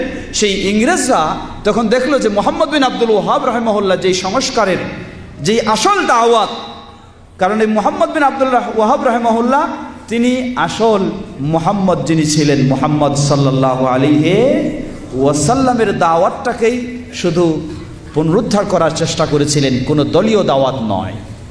মুহাম্মদ সাল্লাল্লাহু আলাইহি ওয়াসাল্লামের দাওয়াত ছিল তাওহীদের, মুহাম্মদ সাল্লাল্লাহু আলাইহি ওয়াসাল্লামের দাওয়াত ছিল শিরকের বিরুদ্ধে, মুহাম্মদ সাল্লাল্লাহু আলাইহি ওয়াসাল্লামের দাওয়াত ছিল সুন্নাহর, মুহাম্মদ সাল্লাল্লাহু আলাইহি ওয়াসাল্লামের দাওয়াত ছিল বিদআর বিরুদ্ধে। সেই দাওয়াতটাকে পুনরুদ্ধার করে সেটাকেই তিনি আবার সুপ্রতিষ্ঠিত করার সংগ্রাম যখন শুরু করলেন, তিনি এক মুহাম্মদ, দ্বিতীয় আরেক মুহাম্মদ হলেন মুহাম্মদ বিন সৌদ, যিনি সৌদির প্রতিষ্ঠাতা। এই দুই মুহাম্মদে তৃতীয় আরেক মুহাম্মদ তিনি হলেন কে? মুহাম্মদ সাল্লাল্লাহু আলাইহি ওয়াসাল্লাম। এই দুই মুহাম্মদে এক হয়ে তৃতীয় আসল মুহাম্মদ, মুহাম্মদ সাল্লাল্লাহু আলাইহি সাল্লামের দাওয়াতটাকে যখন আবার সেই মাযহাবী কোন্দল, সব কিছু কোন্দলকে দূরে সরিয়ে সেটাকে সুপ্রতিষ্ঠিত করে মুসলিম উম্মাকে এক প্ল্যাটফর্মে নিয়ে আসার জন্য যখন এই আন্দোলন তিনি শুরু করলেন, সেই সুযোগে ইংরেজরা মুহাম্মদ বিন আব্দুল ওয়াহাব রাহিমাহুল্লাহর এই দাওয়াতটাকে তারা ওয়াহাবি বলে চিহ্নিত করার চেষ্টা করল। কারণ যখন এই ওয়াহাবি বলা হবে, আর দলিলও রয়েছে আফ্রিকা মহাদেশের বিজ্ঞ আলেমগণ তাদের লিখিত ফতোয়া যে ওয়াহাবি এমন একটি দল, ফিরকা ওয়াহাবিয়া হিয়া ফিরকাতুন বাতিলাতুন খারিজাতুন আনিল ইসলাম। এই ওয়াহাবি একটি দল, এটি একটি বাতিল, ইসলাম থেকে বাইরে চলে গেছে, ইসলামের মাঝে নেই। তো সেই দলটি আবার কি? আসলে এই ওয়াহাবি দল এমন একটি ছিল, সেটি হচ্ছে আফ্রিকা মহাদেশে আব্বাসীয় যুগের সেই শুরুর দিকে শিয়াদের মধ্য থেকে এই দলটি তৈরি হয়। এটি হলো শিয়াদের একটি দল, যেটি আব্দুল ওয়াহাব বিন আব্দুর রহমান বিন রুস্তম, সেই আব্দুল ওয়াহাব আব্দুর রহমানের ছেলে আব্দুল ওয়াহাব, এই শিয়াদের নেতা, তিনি সেই এলাকায় সুপ্রতিষ্ঠিত হন এবং নিজের মতবাদ যেটা চালু করেন সেটাই ওয়াহাবি দল বলে পরিচিত ছিল। এটা হচ্ছে বাতিল দল। এই দলটাকে সেই বিজ্ঞ আলেমদের ফতোয়ার আলোকে মুহাম্মদ বিন আব্দুল ওয়াহাব রাহিমাহুল্লাহর সাথে সম্পৃক্ত করে মুসলিম উম্মাকে কি করা হলো? মুহাম্মদ বিন আব্দুল ওয়াহাব রাহিমাহুল্লাহর যে আন্দোলন, তাওহীদের আন্দোলন, যে সুন্নাহর আন্দোলন, শিরকের বিরুদ্ধে আন্দোলন, বিদআর বিরুদ্ধে আন্দোলন, মুসলিম উম্মাকে বিভক্ত করার বিরুদ্ধে যে আন্দোলন, সেই আন্দোলনকে এভাবে ক্লারিং করার জন্য খুব সহজে সেখানকার পোশাক নিয়ে এখানে পরায় দেওয়ার চেষ্টা করলো ইংরেজরা। কথায় সেই ওয়াহাবি দল হলো হিজরি 2য় শতাব্দীর, আর মুহাম্মদ বিন আব্দুল ওয়াহাব রাহিমাহুল্লাহর জন্ম হচ্ছে 1115 হিজরিতে, অর্থাৎ 12 শতাব্দীতে। 1000 বছর উভয়ের মাঝে প্রায় পার্থক্য, সেটাকে এখানে নিয়ে আসলো। ঠিক তেমনইভাবে আমাদের দেশেও দেখবেন, আপনি এই তাওহীদের কথা বলবেন, এই সুন্নাহর কথা বলবেন, শিরকের বিরুদ্ধে কথা বলবেন, বিদআর বিরুদ্ধে কথা বলবেন, আপনার পরিচয় কি? আপনার পরিচয় ওয়াহাবি, আপনার পরিচয় ওয়াহাবি। কারণটা কি? কারণটাই হলো এটা যে আপনি তাওহীদ এবং সুন্নাহর বিরুদ্ধে, তাওহীদ এবং সুন্নাহর পক্ষে, শিরক ও বিদআর বিরুদ্ধে এক হয়েছেন। এটাই হলো আপনার বড় কারণ। কেন হবেন এটা? আপনি সুন্নাহর বিপক্ষে বিদআ নিয়ে চলেন, শিরক নিয়ে চলেন, অসুবিধা নয়, আপনি ভালো মুসলিম, আপনি ভালো মুসলিম। আর যদি আপনি তাওহীদের কথা বলেন, সুন্নাহর কথা বলেন, আপনি হয়ে গেলেন ওয়াহাবি মুসলিম। এই ওয়াহাবি বলে প্রকৃত যারা সালাফি, খাঁটি মুসলিম, তাদেরকে সর্বপ্রথম পৃথিবীর বুকে, এই ভূমিতে, এই দেশে যারা চিহ্নিত করেছিল, এই অপবাদ দিয়েছিল, তারা হচ্ছে ইংরেজরা। ভারতীয় উপমহাদেশে এই তাওহীদের দাওয়াত যারা চালু রাখলেন, সুন্নাহ প্রতিষ্ঠিত করার জন্য যারা চেষ্টা করলেন, শিরক ও বিদআর বিরুদ্ধে সোচ্চার হলেন, তাদেরকেও ভারতীয় উপমহাদেশের সর্বপ্রথম এই ইংরেজরাই ওহাবি বলে পরিচিত করেছিল। সেখানেও ইতিহাস খুলে দেখুন, আজকে দেখবেন আমাদের দেশে আহলুল হাদিসদের বিরুদ্ধে একটা বই লেখা হচ্ছে, একটা নয় অনেক লিখেছেন, এবং তারা বলেন যে আহলুল হাদিস এই পরিচয়টা হলো কিসের? এই পরিচয়টা হলো ব্রিটিশদের দেওয়া। আহলুল হাদিস এই পরিচয়টা হলো ব্রিটিশদের দেওয়া। একটা তথ্য ভালো করে মনে রাখবেন। দলিল কি? তারা দলিল দেখায় যে সেই ভারতের আহলুল হাদিসদের বিশিষ্ট আলেম তিনি ব্রিটিশদের কাছে চিঠি লিখেছেন, সেই সময় ইংরেজদের কাছে চিঠি লিখেছেন। চিঠিতে লিখেছেন এই যে আপনারা আমাদেরকে ওহাবি বলে সম্বোধন করবেন না, আমরা হলাম আহলুল হাদিস, আমাদেরকে আপনারা আহলুল হাদিস বলে সম্বোধন করবেন। যেহেতু সেই সময় তাদের শাসন, তারা অফিসিয়ালি চিঠি দিচ্ছে বিভিন্ন, অর্থাৎ সেই ভারতীয় উপমহাদেশে ইংরেজদেরকে প্রতিরোধ করার জন্য, ইসলাম প্রতিষ্ঠার জন্য যারা ভূমিকা রেখেছিলেন মুসলিম সমাজ, তাদের মাঝে অগ্রগামী ভূমিকা যারা রেখেছিলেন, তারাই হচ্ছে সেই আহলুল হাদিসরা, তারাই সেই আহলুল হাদিসরা।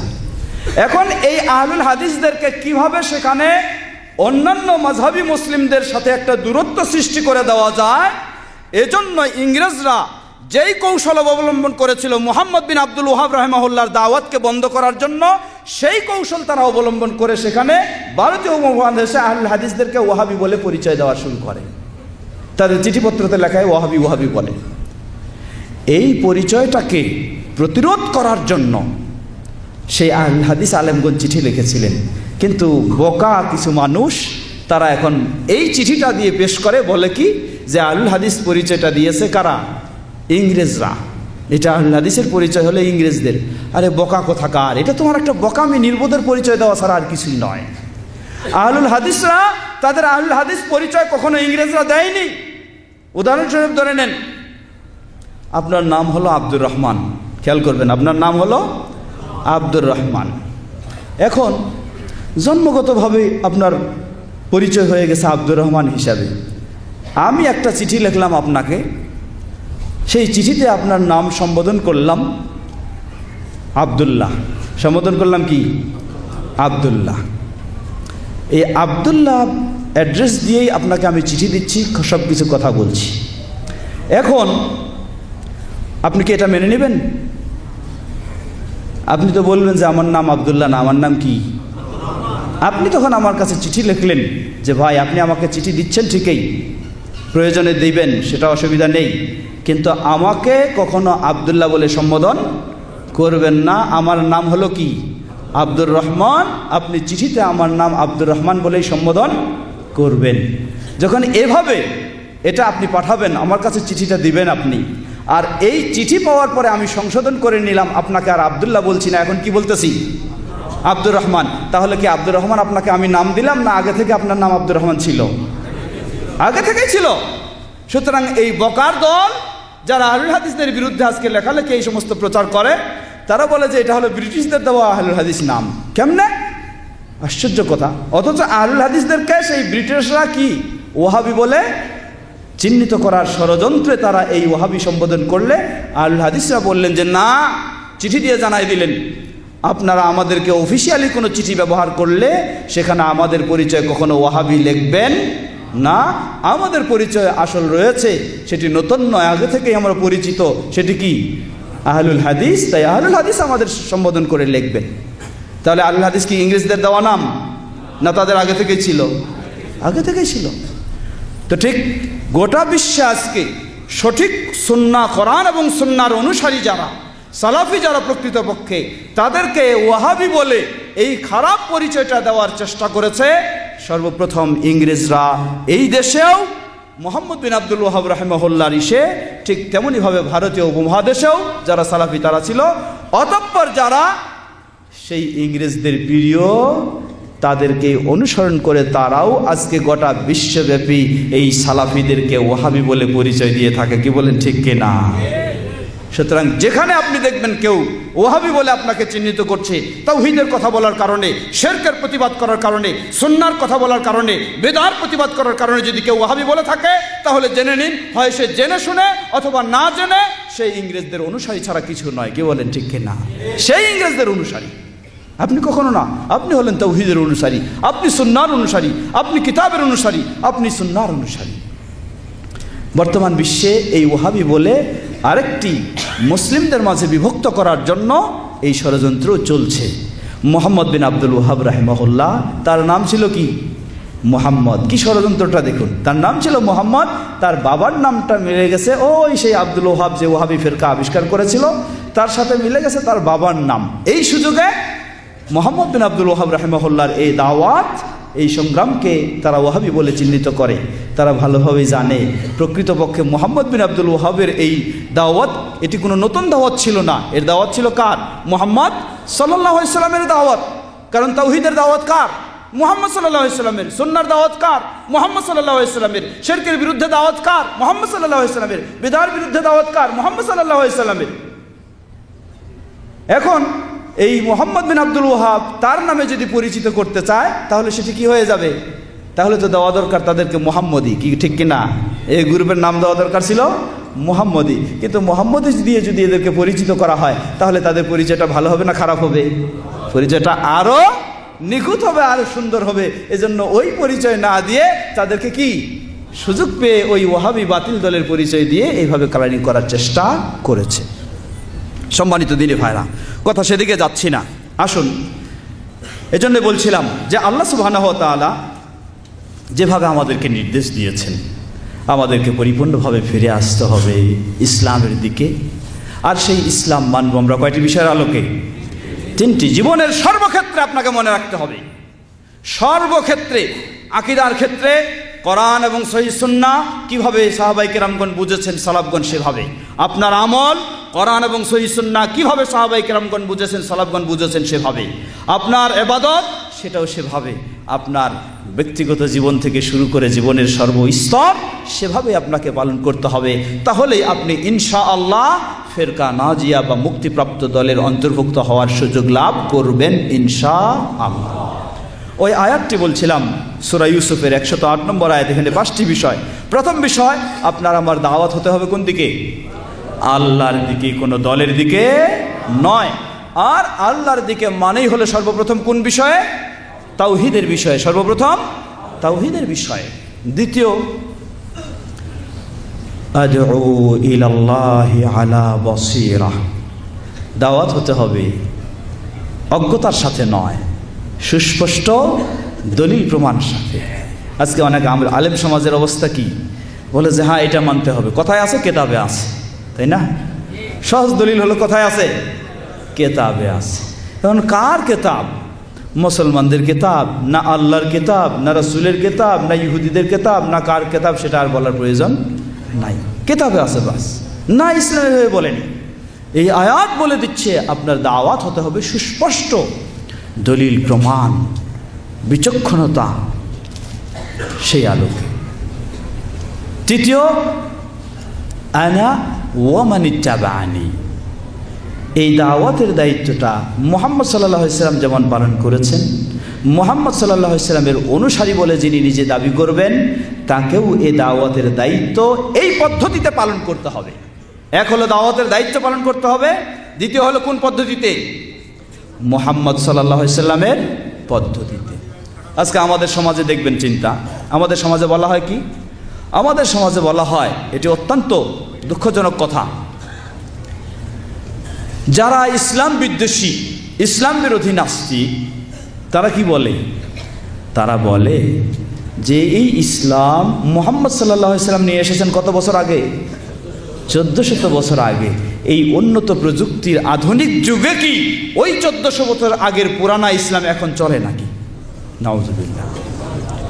ইসলাম কি ওই 1400 বছর আগের জন্য ছিল? না, ইলা কিয়ামিস সাআ, কিয়ামত পর্যন্ত এই ইসলাম আল্লাহ সুবহানাহু ওয়া তাআলা দিয়েছেন। ইসলাম 1400 বছর আগেও আসলে কিয়ামত পর্যন্ত প্রতি সময়ে প্রতি স্থানে সর্বত্রই এটি উপযুক্ত, উপযোগী। এটা যেমন এক ধরনের ইসলাম বিদ্বেষীদের কথা, আরেক ধরনের সুন্নাহ বিদ্বেষীর কথা দেখুন কি।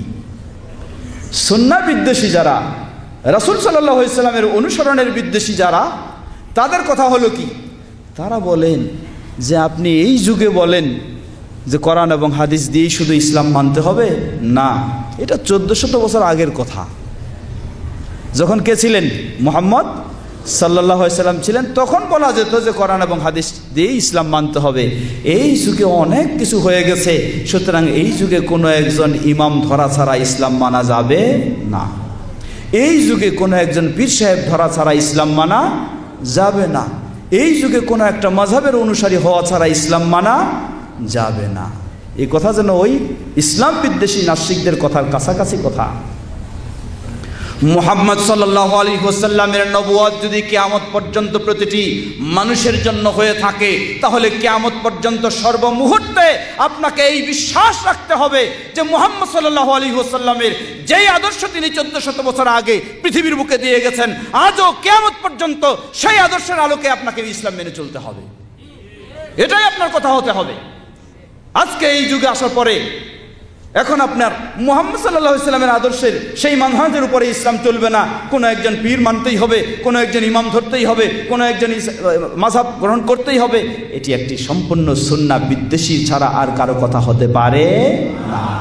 যে প্রকৃত সেই সুন্নাহর অনুসারী পৃথিবীর যেই প্রান্তে হোক, যেই সময়ে হোক না কেন, সর্বমুহূর্তে তার একটি বক্তব্য থাকবে, সেটি আল্লাহ কি বলেছেন এবং মুহাম্মদ সাল্লাল্লাহু আলাইহি ওয়াসাল্লাম কি বলেছেন, আর সাহাবাই কেরামগণ সেটাকে কিভাবে বুঝেছেন,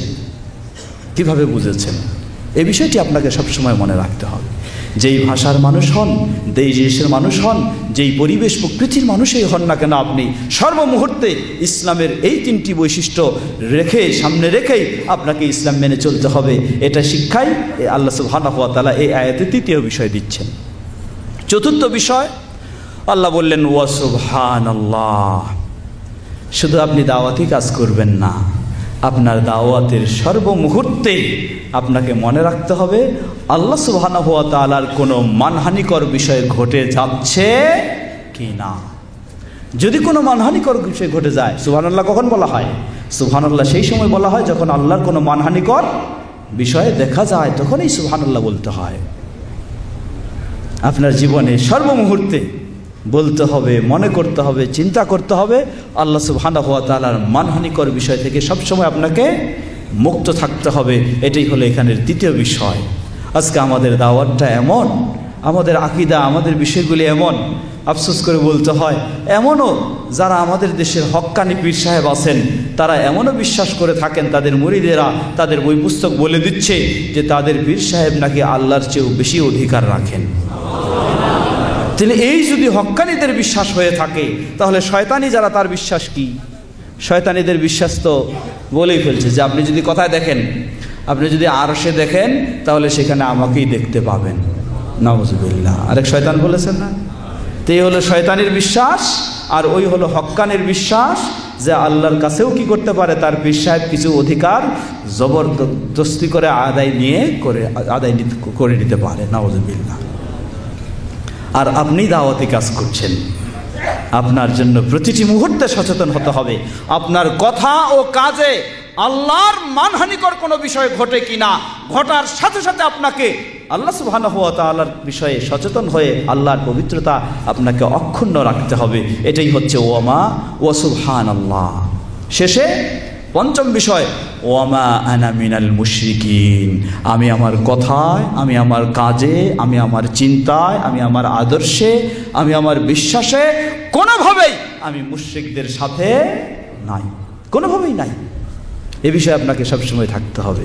এই 5টি বিষয় এই আয়াতে আমাদেরকে আল্লাহ সুবহানাহু ওয়া তাআলা স্মরণ করে দিচ্ছেন। সম্মানিত দিনী ভাইয়েরা, কয়েকটি হাদিস একটু স্মরণ করার কথা মনে করছিলাম, যে হাদিসগুলি আমাদেরকে এই শিক্ষায় দিয়ে যাচ্ছে। হাদিসের মাঝে একটি হাদিস আমি বলেছি, যেটি সহিহ বুখারীর হাদিস। আল্লাহ রাসূল সাল্লাল্লাহু আলাইহি সাল্লাম বললেন যে আমার সকল উম্মতেই জান্নাতে যাবে, তবে যারা অস্বীকৃতি জ্ঞাপন করেছে তারা ব্যতীত। কারা অস্বীকৃতি জ্ঞাপন করেছে? যারা রাসূল সাল্লাল্লাহু আলাইহি ওয়াসাল্লামের পূর্ণ অনুসরণ করতে পারেনি, তারাই অস্বীকৃতি জ্ঞাপন করেছে। এখন পূর্ণ অনুসরণ বলতে কি? এখানে 2টি দিক। একজন মানুষ তার ব্যক্তিগত দুর্বলতার কারণে তার আমলের দিক থেকে দুর্বলতা, কিন্তু আকীদাগত বিশ্বাসগত তার কোনো দুর্বলতা নেই, যে কোনো মুহূর্তে মুহাম্মদ সাল্লাল্লাহু আলাইহি সাল্লামকে সে গ্রহণ করে নিতে প্রস্তুত আছে। এটা দুর্বলতা তার, আল্লাহ সুবহানাহু ওয়া তাআলার কাছে তওবা করলে ইনশাআল্লাহ আল্লাহ ক্ষমা করবেন। কিন্তু কেউ যদি এই দুর্বলতা রাখে যে না, আমার পীর সাহেব তার চেয়ে মুহাম্মদ সাল্লাল্লাহু আলাইহি সাল্লামকে যতই বলি না কেন প্রাধান্য দেওয়া যাবে, এই দুর্বলতা যদি কারো থাকে তাহলে তার ঈমান টিকে থাকা সম্ভব নয়, এবং দুনিয়া ও আখিরাতে আল্লাহর সেই মুক্তিপ্রাপ্ত দল বা জান্নাত পাওয়া কখনো সম্ভব হতে পারে না। দ্বিতীয় আরেকটি হাদিস, যেটি অত্যন্ত গুরুত্বপূর্ণ হাদিস। আজকে আমরা বর্তমান বিশ্বে মুসলিম সমাজের মাঝে বিভিন্ন মাসআলাগত আমলগত বহু রকমের দ্বিমত আমরা পাচ্ছি, কি বলেন পাচ্ছি কি না? এই দ্বিমতের ক্ষেত্রে আমরা আজকে যে বিষয় নিয়ে কথা বলছি, তিনটি বিষয়, তাহলে এই দ্বিমতের ক্ষেত্রে আমার অবস্থানটা কি হবে? প্রথম হলো কোরআন, দ্বিতীয় হলো সুন্নাহ, তৃতীয় হলো সালাফদের সেই সাহাবীদের আদর্শ। তাহলে এই বর্তমান বিশ্বে যে মুসলিমদের মাঝে এত দ্বিমতের বিষয়, এগুলির ক্ষেত্রে আমাদের করণীয় কি? আল্লাহ রাসূল সাল্লাল্লাহু আলাইহি ওয়াসাল্লাম ভালোভাবে ভাববেন, অত্যন্ত গুরুত্বপূর্ণ বিষয় একটি। আল্লাহ রাব্বুল আলামিন মুহাম্মদ সাল্লাল্লাহু আলাইহি ওয়াসাল্লামকে যে ইসলাম দিয়েছেন, এই ইসলাম কখনো 1400 বছর আগের জন্যই শুধু, এখনকার জন্য নয়, এমন কথা কখনো কোনো মুসলিমের চিন্তায় থাকতে পারে না।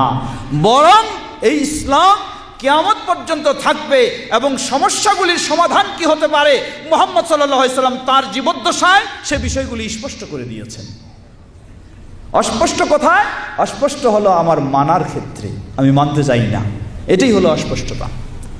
যেই আলেম সাহেব, যেই মুফতি সাহেব, যেই দলের, যেই মাযহাবের, যেই তরিকার, তিনি নিজের বিষয়টাকেই স্পষ্ট করে নিতে চাচ্ছেন না, এটাই হলো সমস্যা। আল্লাহ রাসূল সাল্লাল্লাহু আলাইহি ওয়াসাল্লাম বললেন, সেই দীর্ঘ হাদিস শেষের অংশটুকু শুধু স্মরণ করছি, এখানে ভালো করে খেয়াল করবেন। তিনি বললেন, মান ইয়াইশ মিনকুম বা'দি ফাসায়ারা ইখতিলাফান কাসীরা, তোমাদের মাঝে আমার পরে যারা বেঁচে থাকবে, ফাসায়ারা ইখতিলাফান কাসীরা, জেনে রাখো ইসলামের বিষয়ে অনেক মতভেদ দেখতে পাবে। কে বলেছেন? রাসূলুল্লাহ সাল্লাল্লাহু আলাইহি ওয়াসাল্লাম। তাহলে আপনি আজকে যে মতভেদ দেখতে পাবেন, এটাই হলো বাস্তব। মতভেদ হবে না এটা নয়, হবে, এটাই বাস্তব। এই সংবাদ আপনার আমার জন্য দিয়ে গেছেন 1400 বছর আগে মুহাম্মদ সাল্লাল্লাহু আলাইহি ওয়াসাল্লাম। তবে তিনি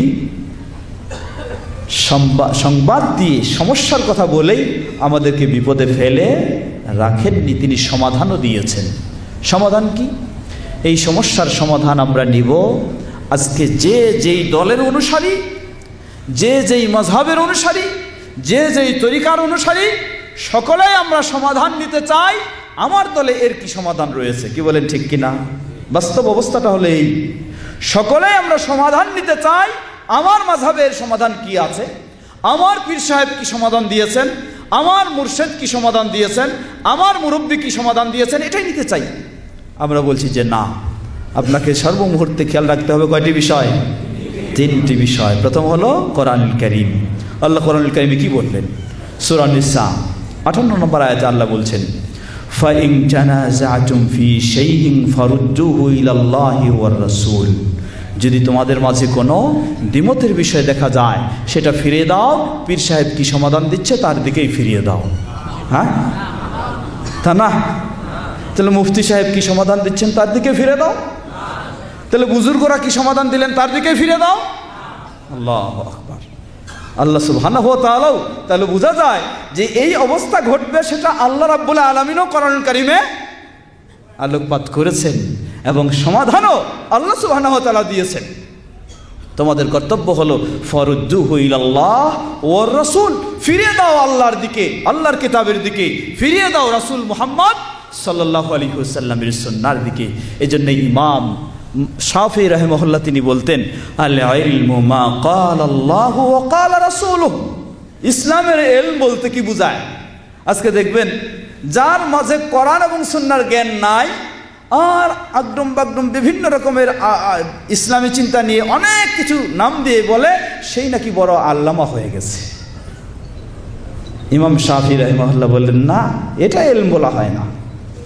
আল ইলমু মা ক্বালা আল্লাহ ওয়া ক্বালা রাসূলু, প্রকৃত ইসলামের ইলম হলো যাকে বলেছেন আল্লাহ বলেছেন এবং যা বলেছেন আল্লাহ রাসূল মুহাম্মদ সাল্লাল্লাহু আলাইহি সাল্লাম, সেটাই হলো ইসলামের ইলম। আর কে কি বলেছে, কে কি দিয়েছে, সেটা ইসলামের ইলম নয়। তো আল্লাহ বললেন যে তোমরা সমাধানের জন্য ফিরিয়ে দাও এই দুটির দিকে। মুহাম্মদ সাল্লাল্লাহু আলাইহি ওয়াসাল্লাম তিনি কি বললেন? তিনি বললেন ফাআলাইকুম বিসুন্নতি ওয়া সুন্নতি আল খুলাফা আর রাশিদিন আল মাহদিয়িন তামাসসাকু বিহা ওয়া আদ্দু বিন নওয়াজিজ, তামাসসাকু বিহা ওয়া আদ্দু আলাইহা বিন নওয়াজিজ। রাসূল সাল্লাল্লাহু আলাইহি ওয়াসাল্লাম সমাধান দিলেন, তোমাদের তাহলে কর্তব্য আলাইকুম বিসুন্নতি, ফরজ তোমার জন্য এই দ্বিমতের পরিবেশে একজন ফতোয়া দেয় এটা, আরেকজন ফতোয়া দেয় এটা, একজনের বক্তব্য এটা, আরেকজনের বক্তব্য এটা, তোমার জন্য ফরজ হলো আলাইকুম বিসুন্নতি, তোমাদের অপরিহার্য হলো আমার সুন্নাহকে তোমরা আঁকড়ে ধরো। তবে সুন্নাহ হতে হবে কি? সহি সুন্নাহ হতে হবে, সহি। আজকে কিন্তু সমাজে বিভ্রান্তির শেষ নেই, সুন্নাহর নাম দিও, সুন্নাহর নাম দিও সমাজে আজকে বাতিল বিষয়গুলি ছড়িয়ে দেওয়া হচ্ছে। এজন্যই আল্লাহ রাসূল সাল্লাল্লাহু আলাইহি ওয়াসাল্লাম সেই ক্ষেত্রেও তার জীবদ্দশায় তিনি কত কঠিনভাবে সতর্কবাণী উচ্চারণ করেছেন। তাই রাসূল সাল্লাল্লাহু আলাইহি ওয়াসাল্লামের সুন্নাহ সহিভাবে প্রমাণিত হতে হবে, এটার আলোকে আপনি সমাধান করে নেবেন, সমাধান নিয়ে নেবেন আপনি। আর রাসূলের সুন্নাহ বলতেই এখানে মূলত আমভাবে যদি বলা হয় রাসূল সাল্লাল্লাহু আলাইহি ওয়াসাল্লামের সুন্নাহ, তাহলে অন্তর্ভুক্ত হবে কোরআন এবং হাদিস। অন্তর্ভুক্ত হবে কি? কোরআন এবং হাদিস, এই দুটোই হলো রাসূলের সুন্নাহ ছিল, রাসূলের তরিকা ছিল। তৃতীয়, ওয়া আলাইকুম বিসুন্নতি আল খুলাফা আর রাশিদিন আল মাহদিয়িন, তোমাদের অপরিহার্য কর্তব্য হলো খোলাফায়ে রাশিদিন, তারা কি সমাধান দিয়েছেন সে বিষয়টি তোমরা দেখবে। কত কঠিনভাবে বললেন আল্লাহ রাসূল, দেখেন তামাসসাকু বিহা, তোমরা এটাকে আঁকড়ে ধরো। কিভাবে? খুব কঠিনভাবে আঁকড়ে ধরো। ওয়া আদ্দু আলাইহা বিন নওয়াজিজ, মারির দাঁতগুলি দিয়ে কামড়ে ধরো। আল্লাহু আকবার। কেন এত কঠিনভাবে বললেন? বলার কারণ হলো আপনি হয়তো মনে মনে চিন্তা করবেন যে আমি সুন্নাহ মেনে চলবো, কিন্তু দেখবেন মানুষ কত রকমের কত কিছু বুঝায় আপনাকে সুন্নাহ থেকে দূরে সরাই নিয়ে যাবে। যার জন্য রাসূল সাল্লাল্লাহু আলাইহি ওয়াসাল্লাম শক্ত শব্দ ব্যবহার করলেন, মারির দাঁতগুলি দিয়ে শক্ত করে কামড়ে ধরলে যেমনইভাবে আপনার থেকে ছড়ে যেতে পারে না, ঠিক সুন্নাহকেও আপনাকে সেভাবেই শক্ত করে ধরতে হবে। কে কি বুঝাবে, কে কি বুঝাবে, কে কোন দিকে নিয়ে যাবে, সেদিকে যাওয়ার সুযোগ যাবেন না আপনি তখন, যদি এভাবেই শক্ত করে সুন্নাহকে ধরেন। তো রাসূল সাল্লাল্লাহু আলাইহি ওয়াসাল্লাম এখানে দুটি দিক উল্লেখ করেছেন। এক হলো সুন্নাহকে আঁকড়ে ধরতে হবে, কামড়ে ধরতে হবে।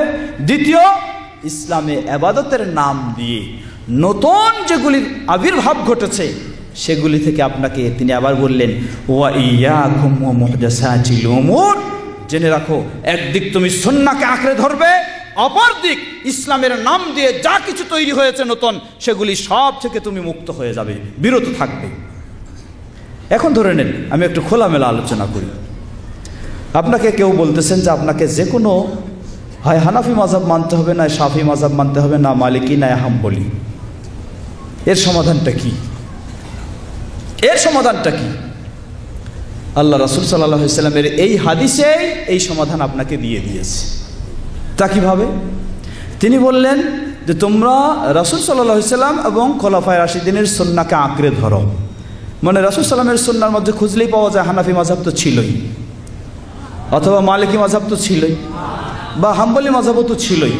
সুন্নাহর মধ্যে খুঁজলে পাওয়া যায় না? খোলাফায়ে রাশিদিনের সুন্নাহই তো পাওয়া যায়, এটাও না। তাহলে তিনি বললেন সমাধান হলো এই সুন্নাহকে আঁকড়ে ধরো, সুন্নাহর মাঝে পেলেন না। দ্বিতীয় বিষয় বললেন ওয়া ইয়াকুম ওয়া মুহদাসাতিল উমুর, ইসলামের নাম দিয়ে যুক্তি তর্কের আলোকে যে সমস্ত বিষয় আপনাকে ইবাদত বলে জানানো হয় সেই সব বিষয়গুলি থেকে একেবারে দূরে সরে দাঁড়াও। তাহলে ইসলামে কি এই মাযহাবী চিন্তার নতুন আবিষ্কার নয়? আপনি রাসূলের সুন্নাহ খুঁজে পেলেন না, খোলাফায়ে রাশিদিনের যুগেও পেলেন না, তাহলে এই মাযহাবী চিন্তাগুলি নতুন আবিষ্কার কি না? তাই রাসূল সাল্লাল্লাহু আলাইহি ওয়াসাল্লাম আপনাকে নির্দেশ দিলেন, এক হলো সুন্নাহকে আঁকড়ে ধরতে, দ্বিতীয় হলো সেগুলি থেকে নতুন আবিষ্কার থেকে কি করতে? দূরে সরে দাঁড়াতে। তাহলে এই সমস্যার সমাধান আপনার জন্য এটাই আপনাকে রাসূল এবং খোলাফায়ে রাশিদিনের সুন্নাহকে আঁকড়ে ধরতে হবে। আর সেই চিন্তা যেগুলি আজকে মুসলিম সমাজকে বিভক্ত করছে, যেগুলি মুসলিম সমাজকে ভাগাভাগি করে দেয়, যেগুলি মুসলিম সমাজকে রাসূল সাল্লাল্লাহু আলাইহি ওয়াসাল্লামের প্রকৃত অনুসরণ থেকে দূরে সরায় দিচ্ছে, সেই নতুন আবিষ্কৃত বিষয়গুলি থেকে আপনাকে দূরে থাকতে হবে। এটাই হলো রাসূল সাল্লাল্লাহু আলাইহি ওয়াসাল্লামের নির্দেশ। তাহলে এই হাদিস আপনাকে সে সমাধান দিয়ে ফেলেছে, বলুন আলহামদুলিল্লাহ। সুতরাং কোনো তরিকা নয়, কোনো নয়। তবে অবশ্যই মনে রাখতে হবে সেই সব প্রসিদ্ধ ইমামগণ, ইমাম আবু হানিফা রাহিমাহুল্লাহ, ইমাম মালিক রাহিমাহুল্লাহ, ইমাম শাফিঈ রাহিমাহুল্লাহ, ইমাম আহমদ বিন হাম্বল রাহিমাহুল্লাহ, বা আরও যেই কেউ হন না কেন, অবশ্যই সেই ইমাম তারা আল্লাহর দ্বীনের জন্য যে অবদান রেখেছেন সেই অবদানকে অবশ্যই মূল্যায়ন করতে হবে। এজন্য তাদের জন্য আমরা দোয়া করব, তাদের জন্য দোয়া করব, তাদেরকে ভালোভাবে স্মরণ করব। কখনো তাদেরকে অশালীন ভাষায় বক্তব্য দেওয়া যাবে না, বরং সেই প্রসিদ্ধ ইমামদের নির্দেশনার আলোকেই তাদের কোনো কথা যদি কোরআন সুন্নাহর বাইরে চলে যায়, সেটাকে বাদ দিয়ে কি ধরতে হবে? কোরআন সুন্নাহ ধরতে হবে। এ মর্মে কথা বললে দীর্ঘ হয়ে যাবে, যেহেতু আমাদের সময় সীমাবদ্ধ। সেই প্রসিদ্ধ ইমামগণ কত সুন্দর মতামত বা কত সুন্দর তাদের কথা। ইমাম আবু হানিফা রাহিমাহুল্লাহ কি সুন্দর কথা বলেছেন। ইমাম আবু হানিফা রাহিমাহুল্লাহ স্পষ্টভাবে বলেন, লা ইয়াহিল্লু লিআহাদিন আন ইয়াখুযা বিকাউলিনা মা লাম ইয়ালাম মিন আইনা আখাযনা।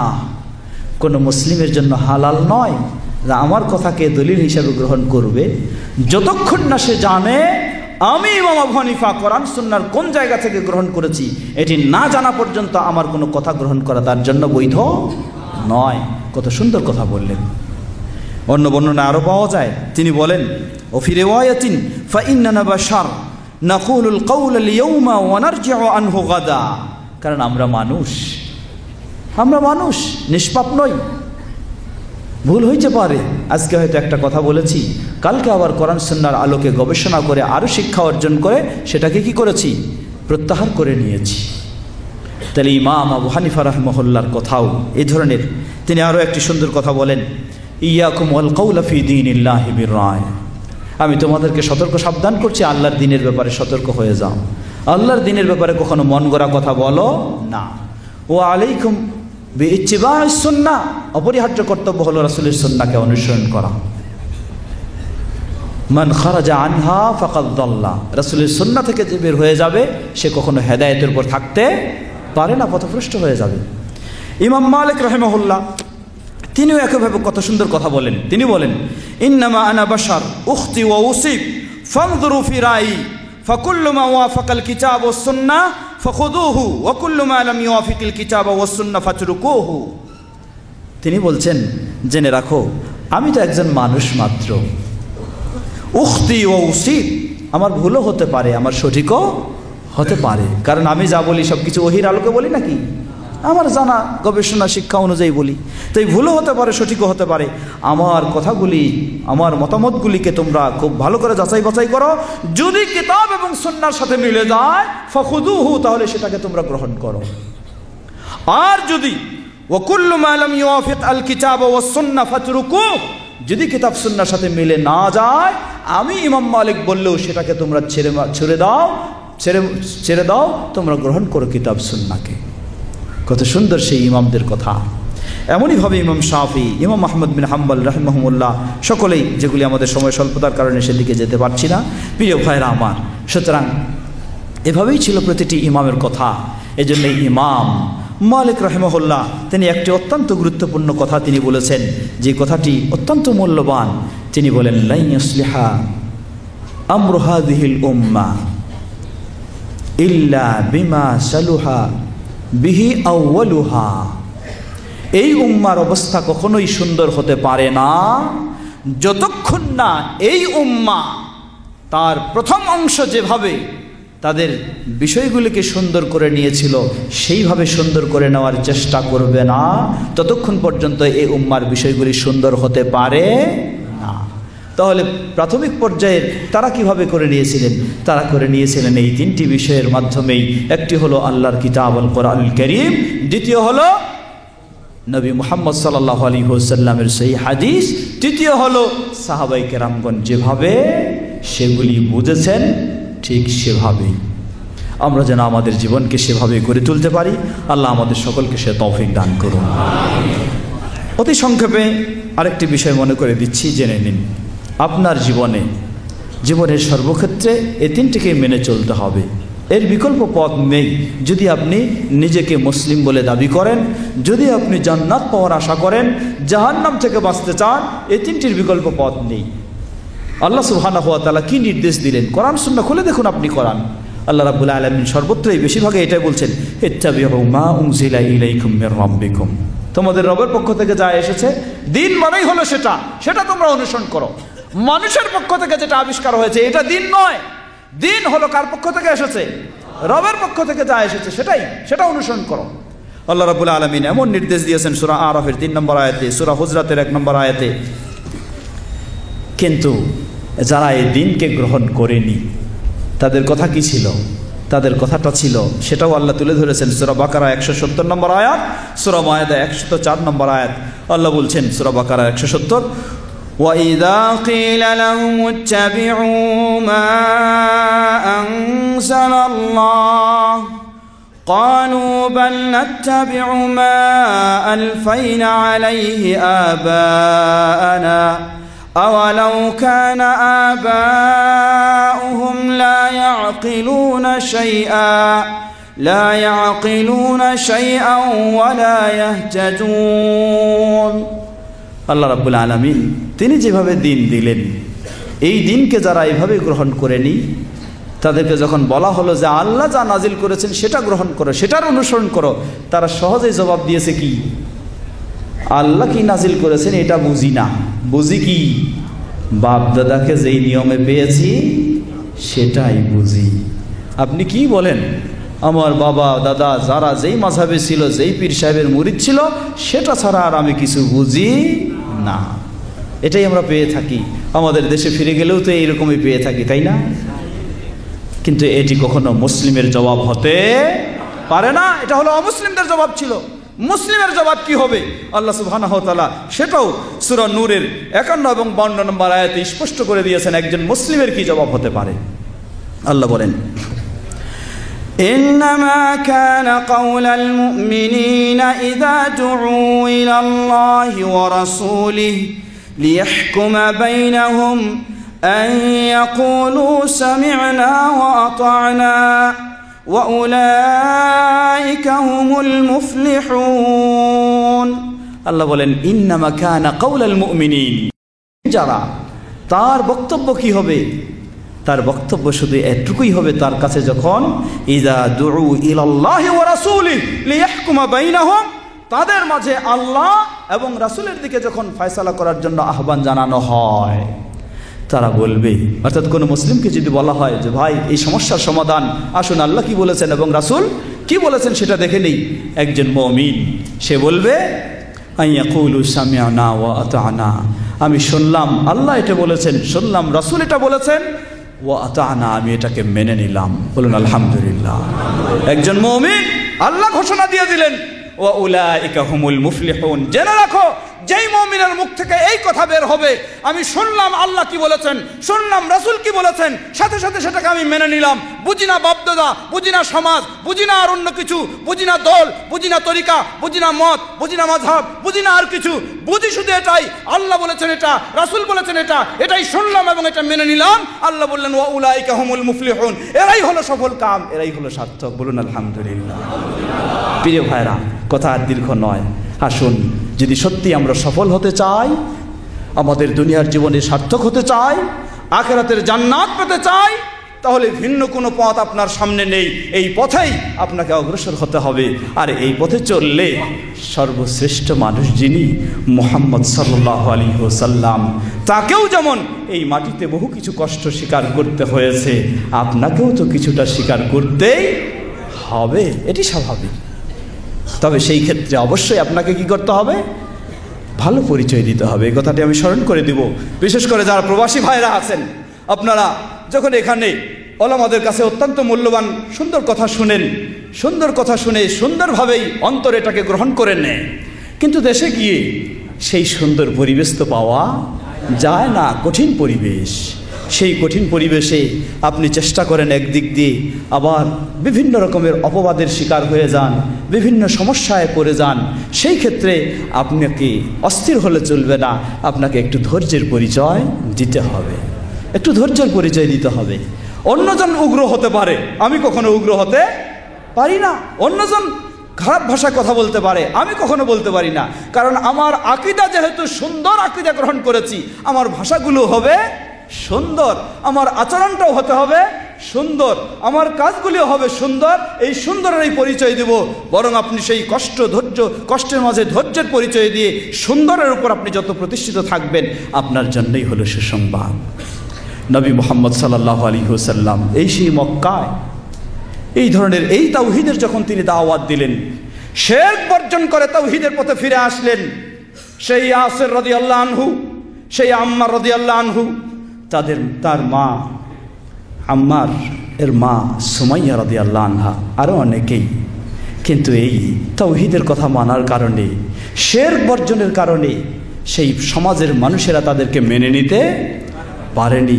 কি কঠিন তাদেরকে শাস্তি দেওয়া হচ্ছে, সেখানে শহীদ করে দেওয়া হলো সুমাইয়া রাদিয়াল্লাহু আনহাকে। সেই সময় তাদেরকে কঠিন সেই শাস্তি দেওয়া হচ্ছে। মুহাম্মদ সাল্লাল্লাহু আলাইহি সাল্লাম পাশ দিয়ে যাচ্ছেন, কিন্তু কোনো ক্ষমতা নেই, কোনো শক্তি নেই যে তাদের প্রতিবাদ তিনি করবেন। শুধু তিনি পাশ দিয়ে যাচ্ছেন আর তাদের ব্যথা বেদনার কথা তিনি দেখছেন, অনুভব করছেন। তিনি সান্ত্বনার বাণী শোনালেন, বললেন, সবরান ইয়া আলা ইয়াসির ফাইন্না মাওইদাকুমুল জান্নাহ। হে ইয়াসিরের পরিবার, জেনে রাখো, এই তাওহীদের উপর থাকার কারণে তোমরা আজকে নির্যাতিত হচ্ছ। তাওহীদের উপর থাকার কারণে সমাজের মানুষেরা তোমাদেরকে মেনে নিতে পারেনি। তাওহীদের উপরে চলার কারণে তোমাদেরকে আজকে বহু কষ্ট নির্যাতন সহ্য করতে হচ্ছে।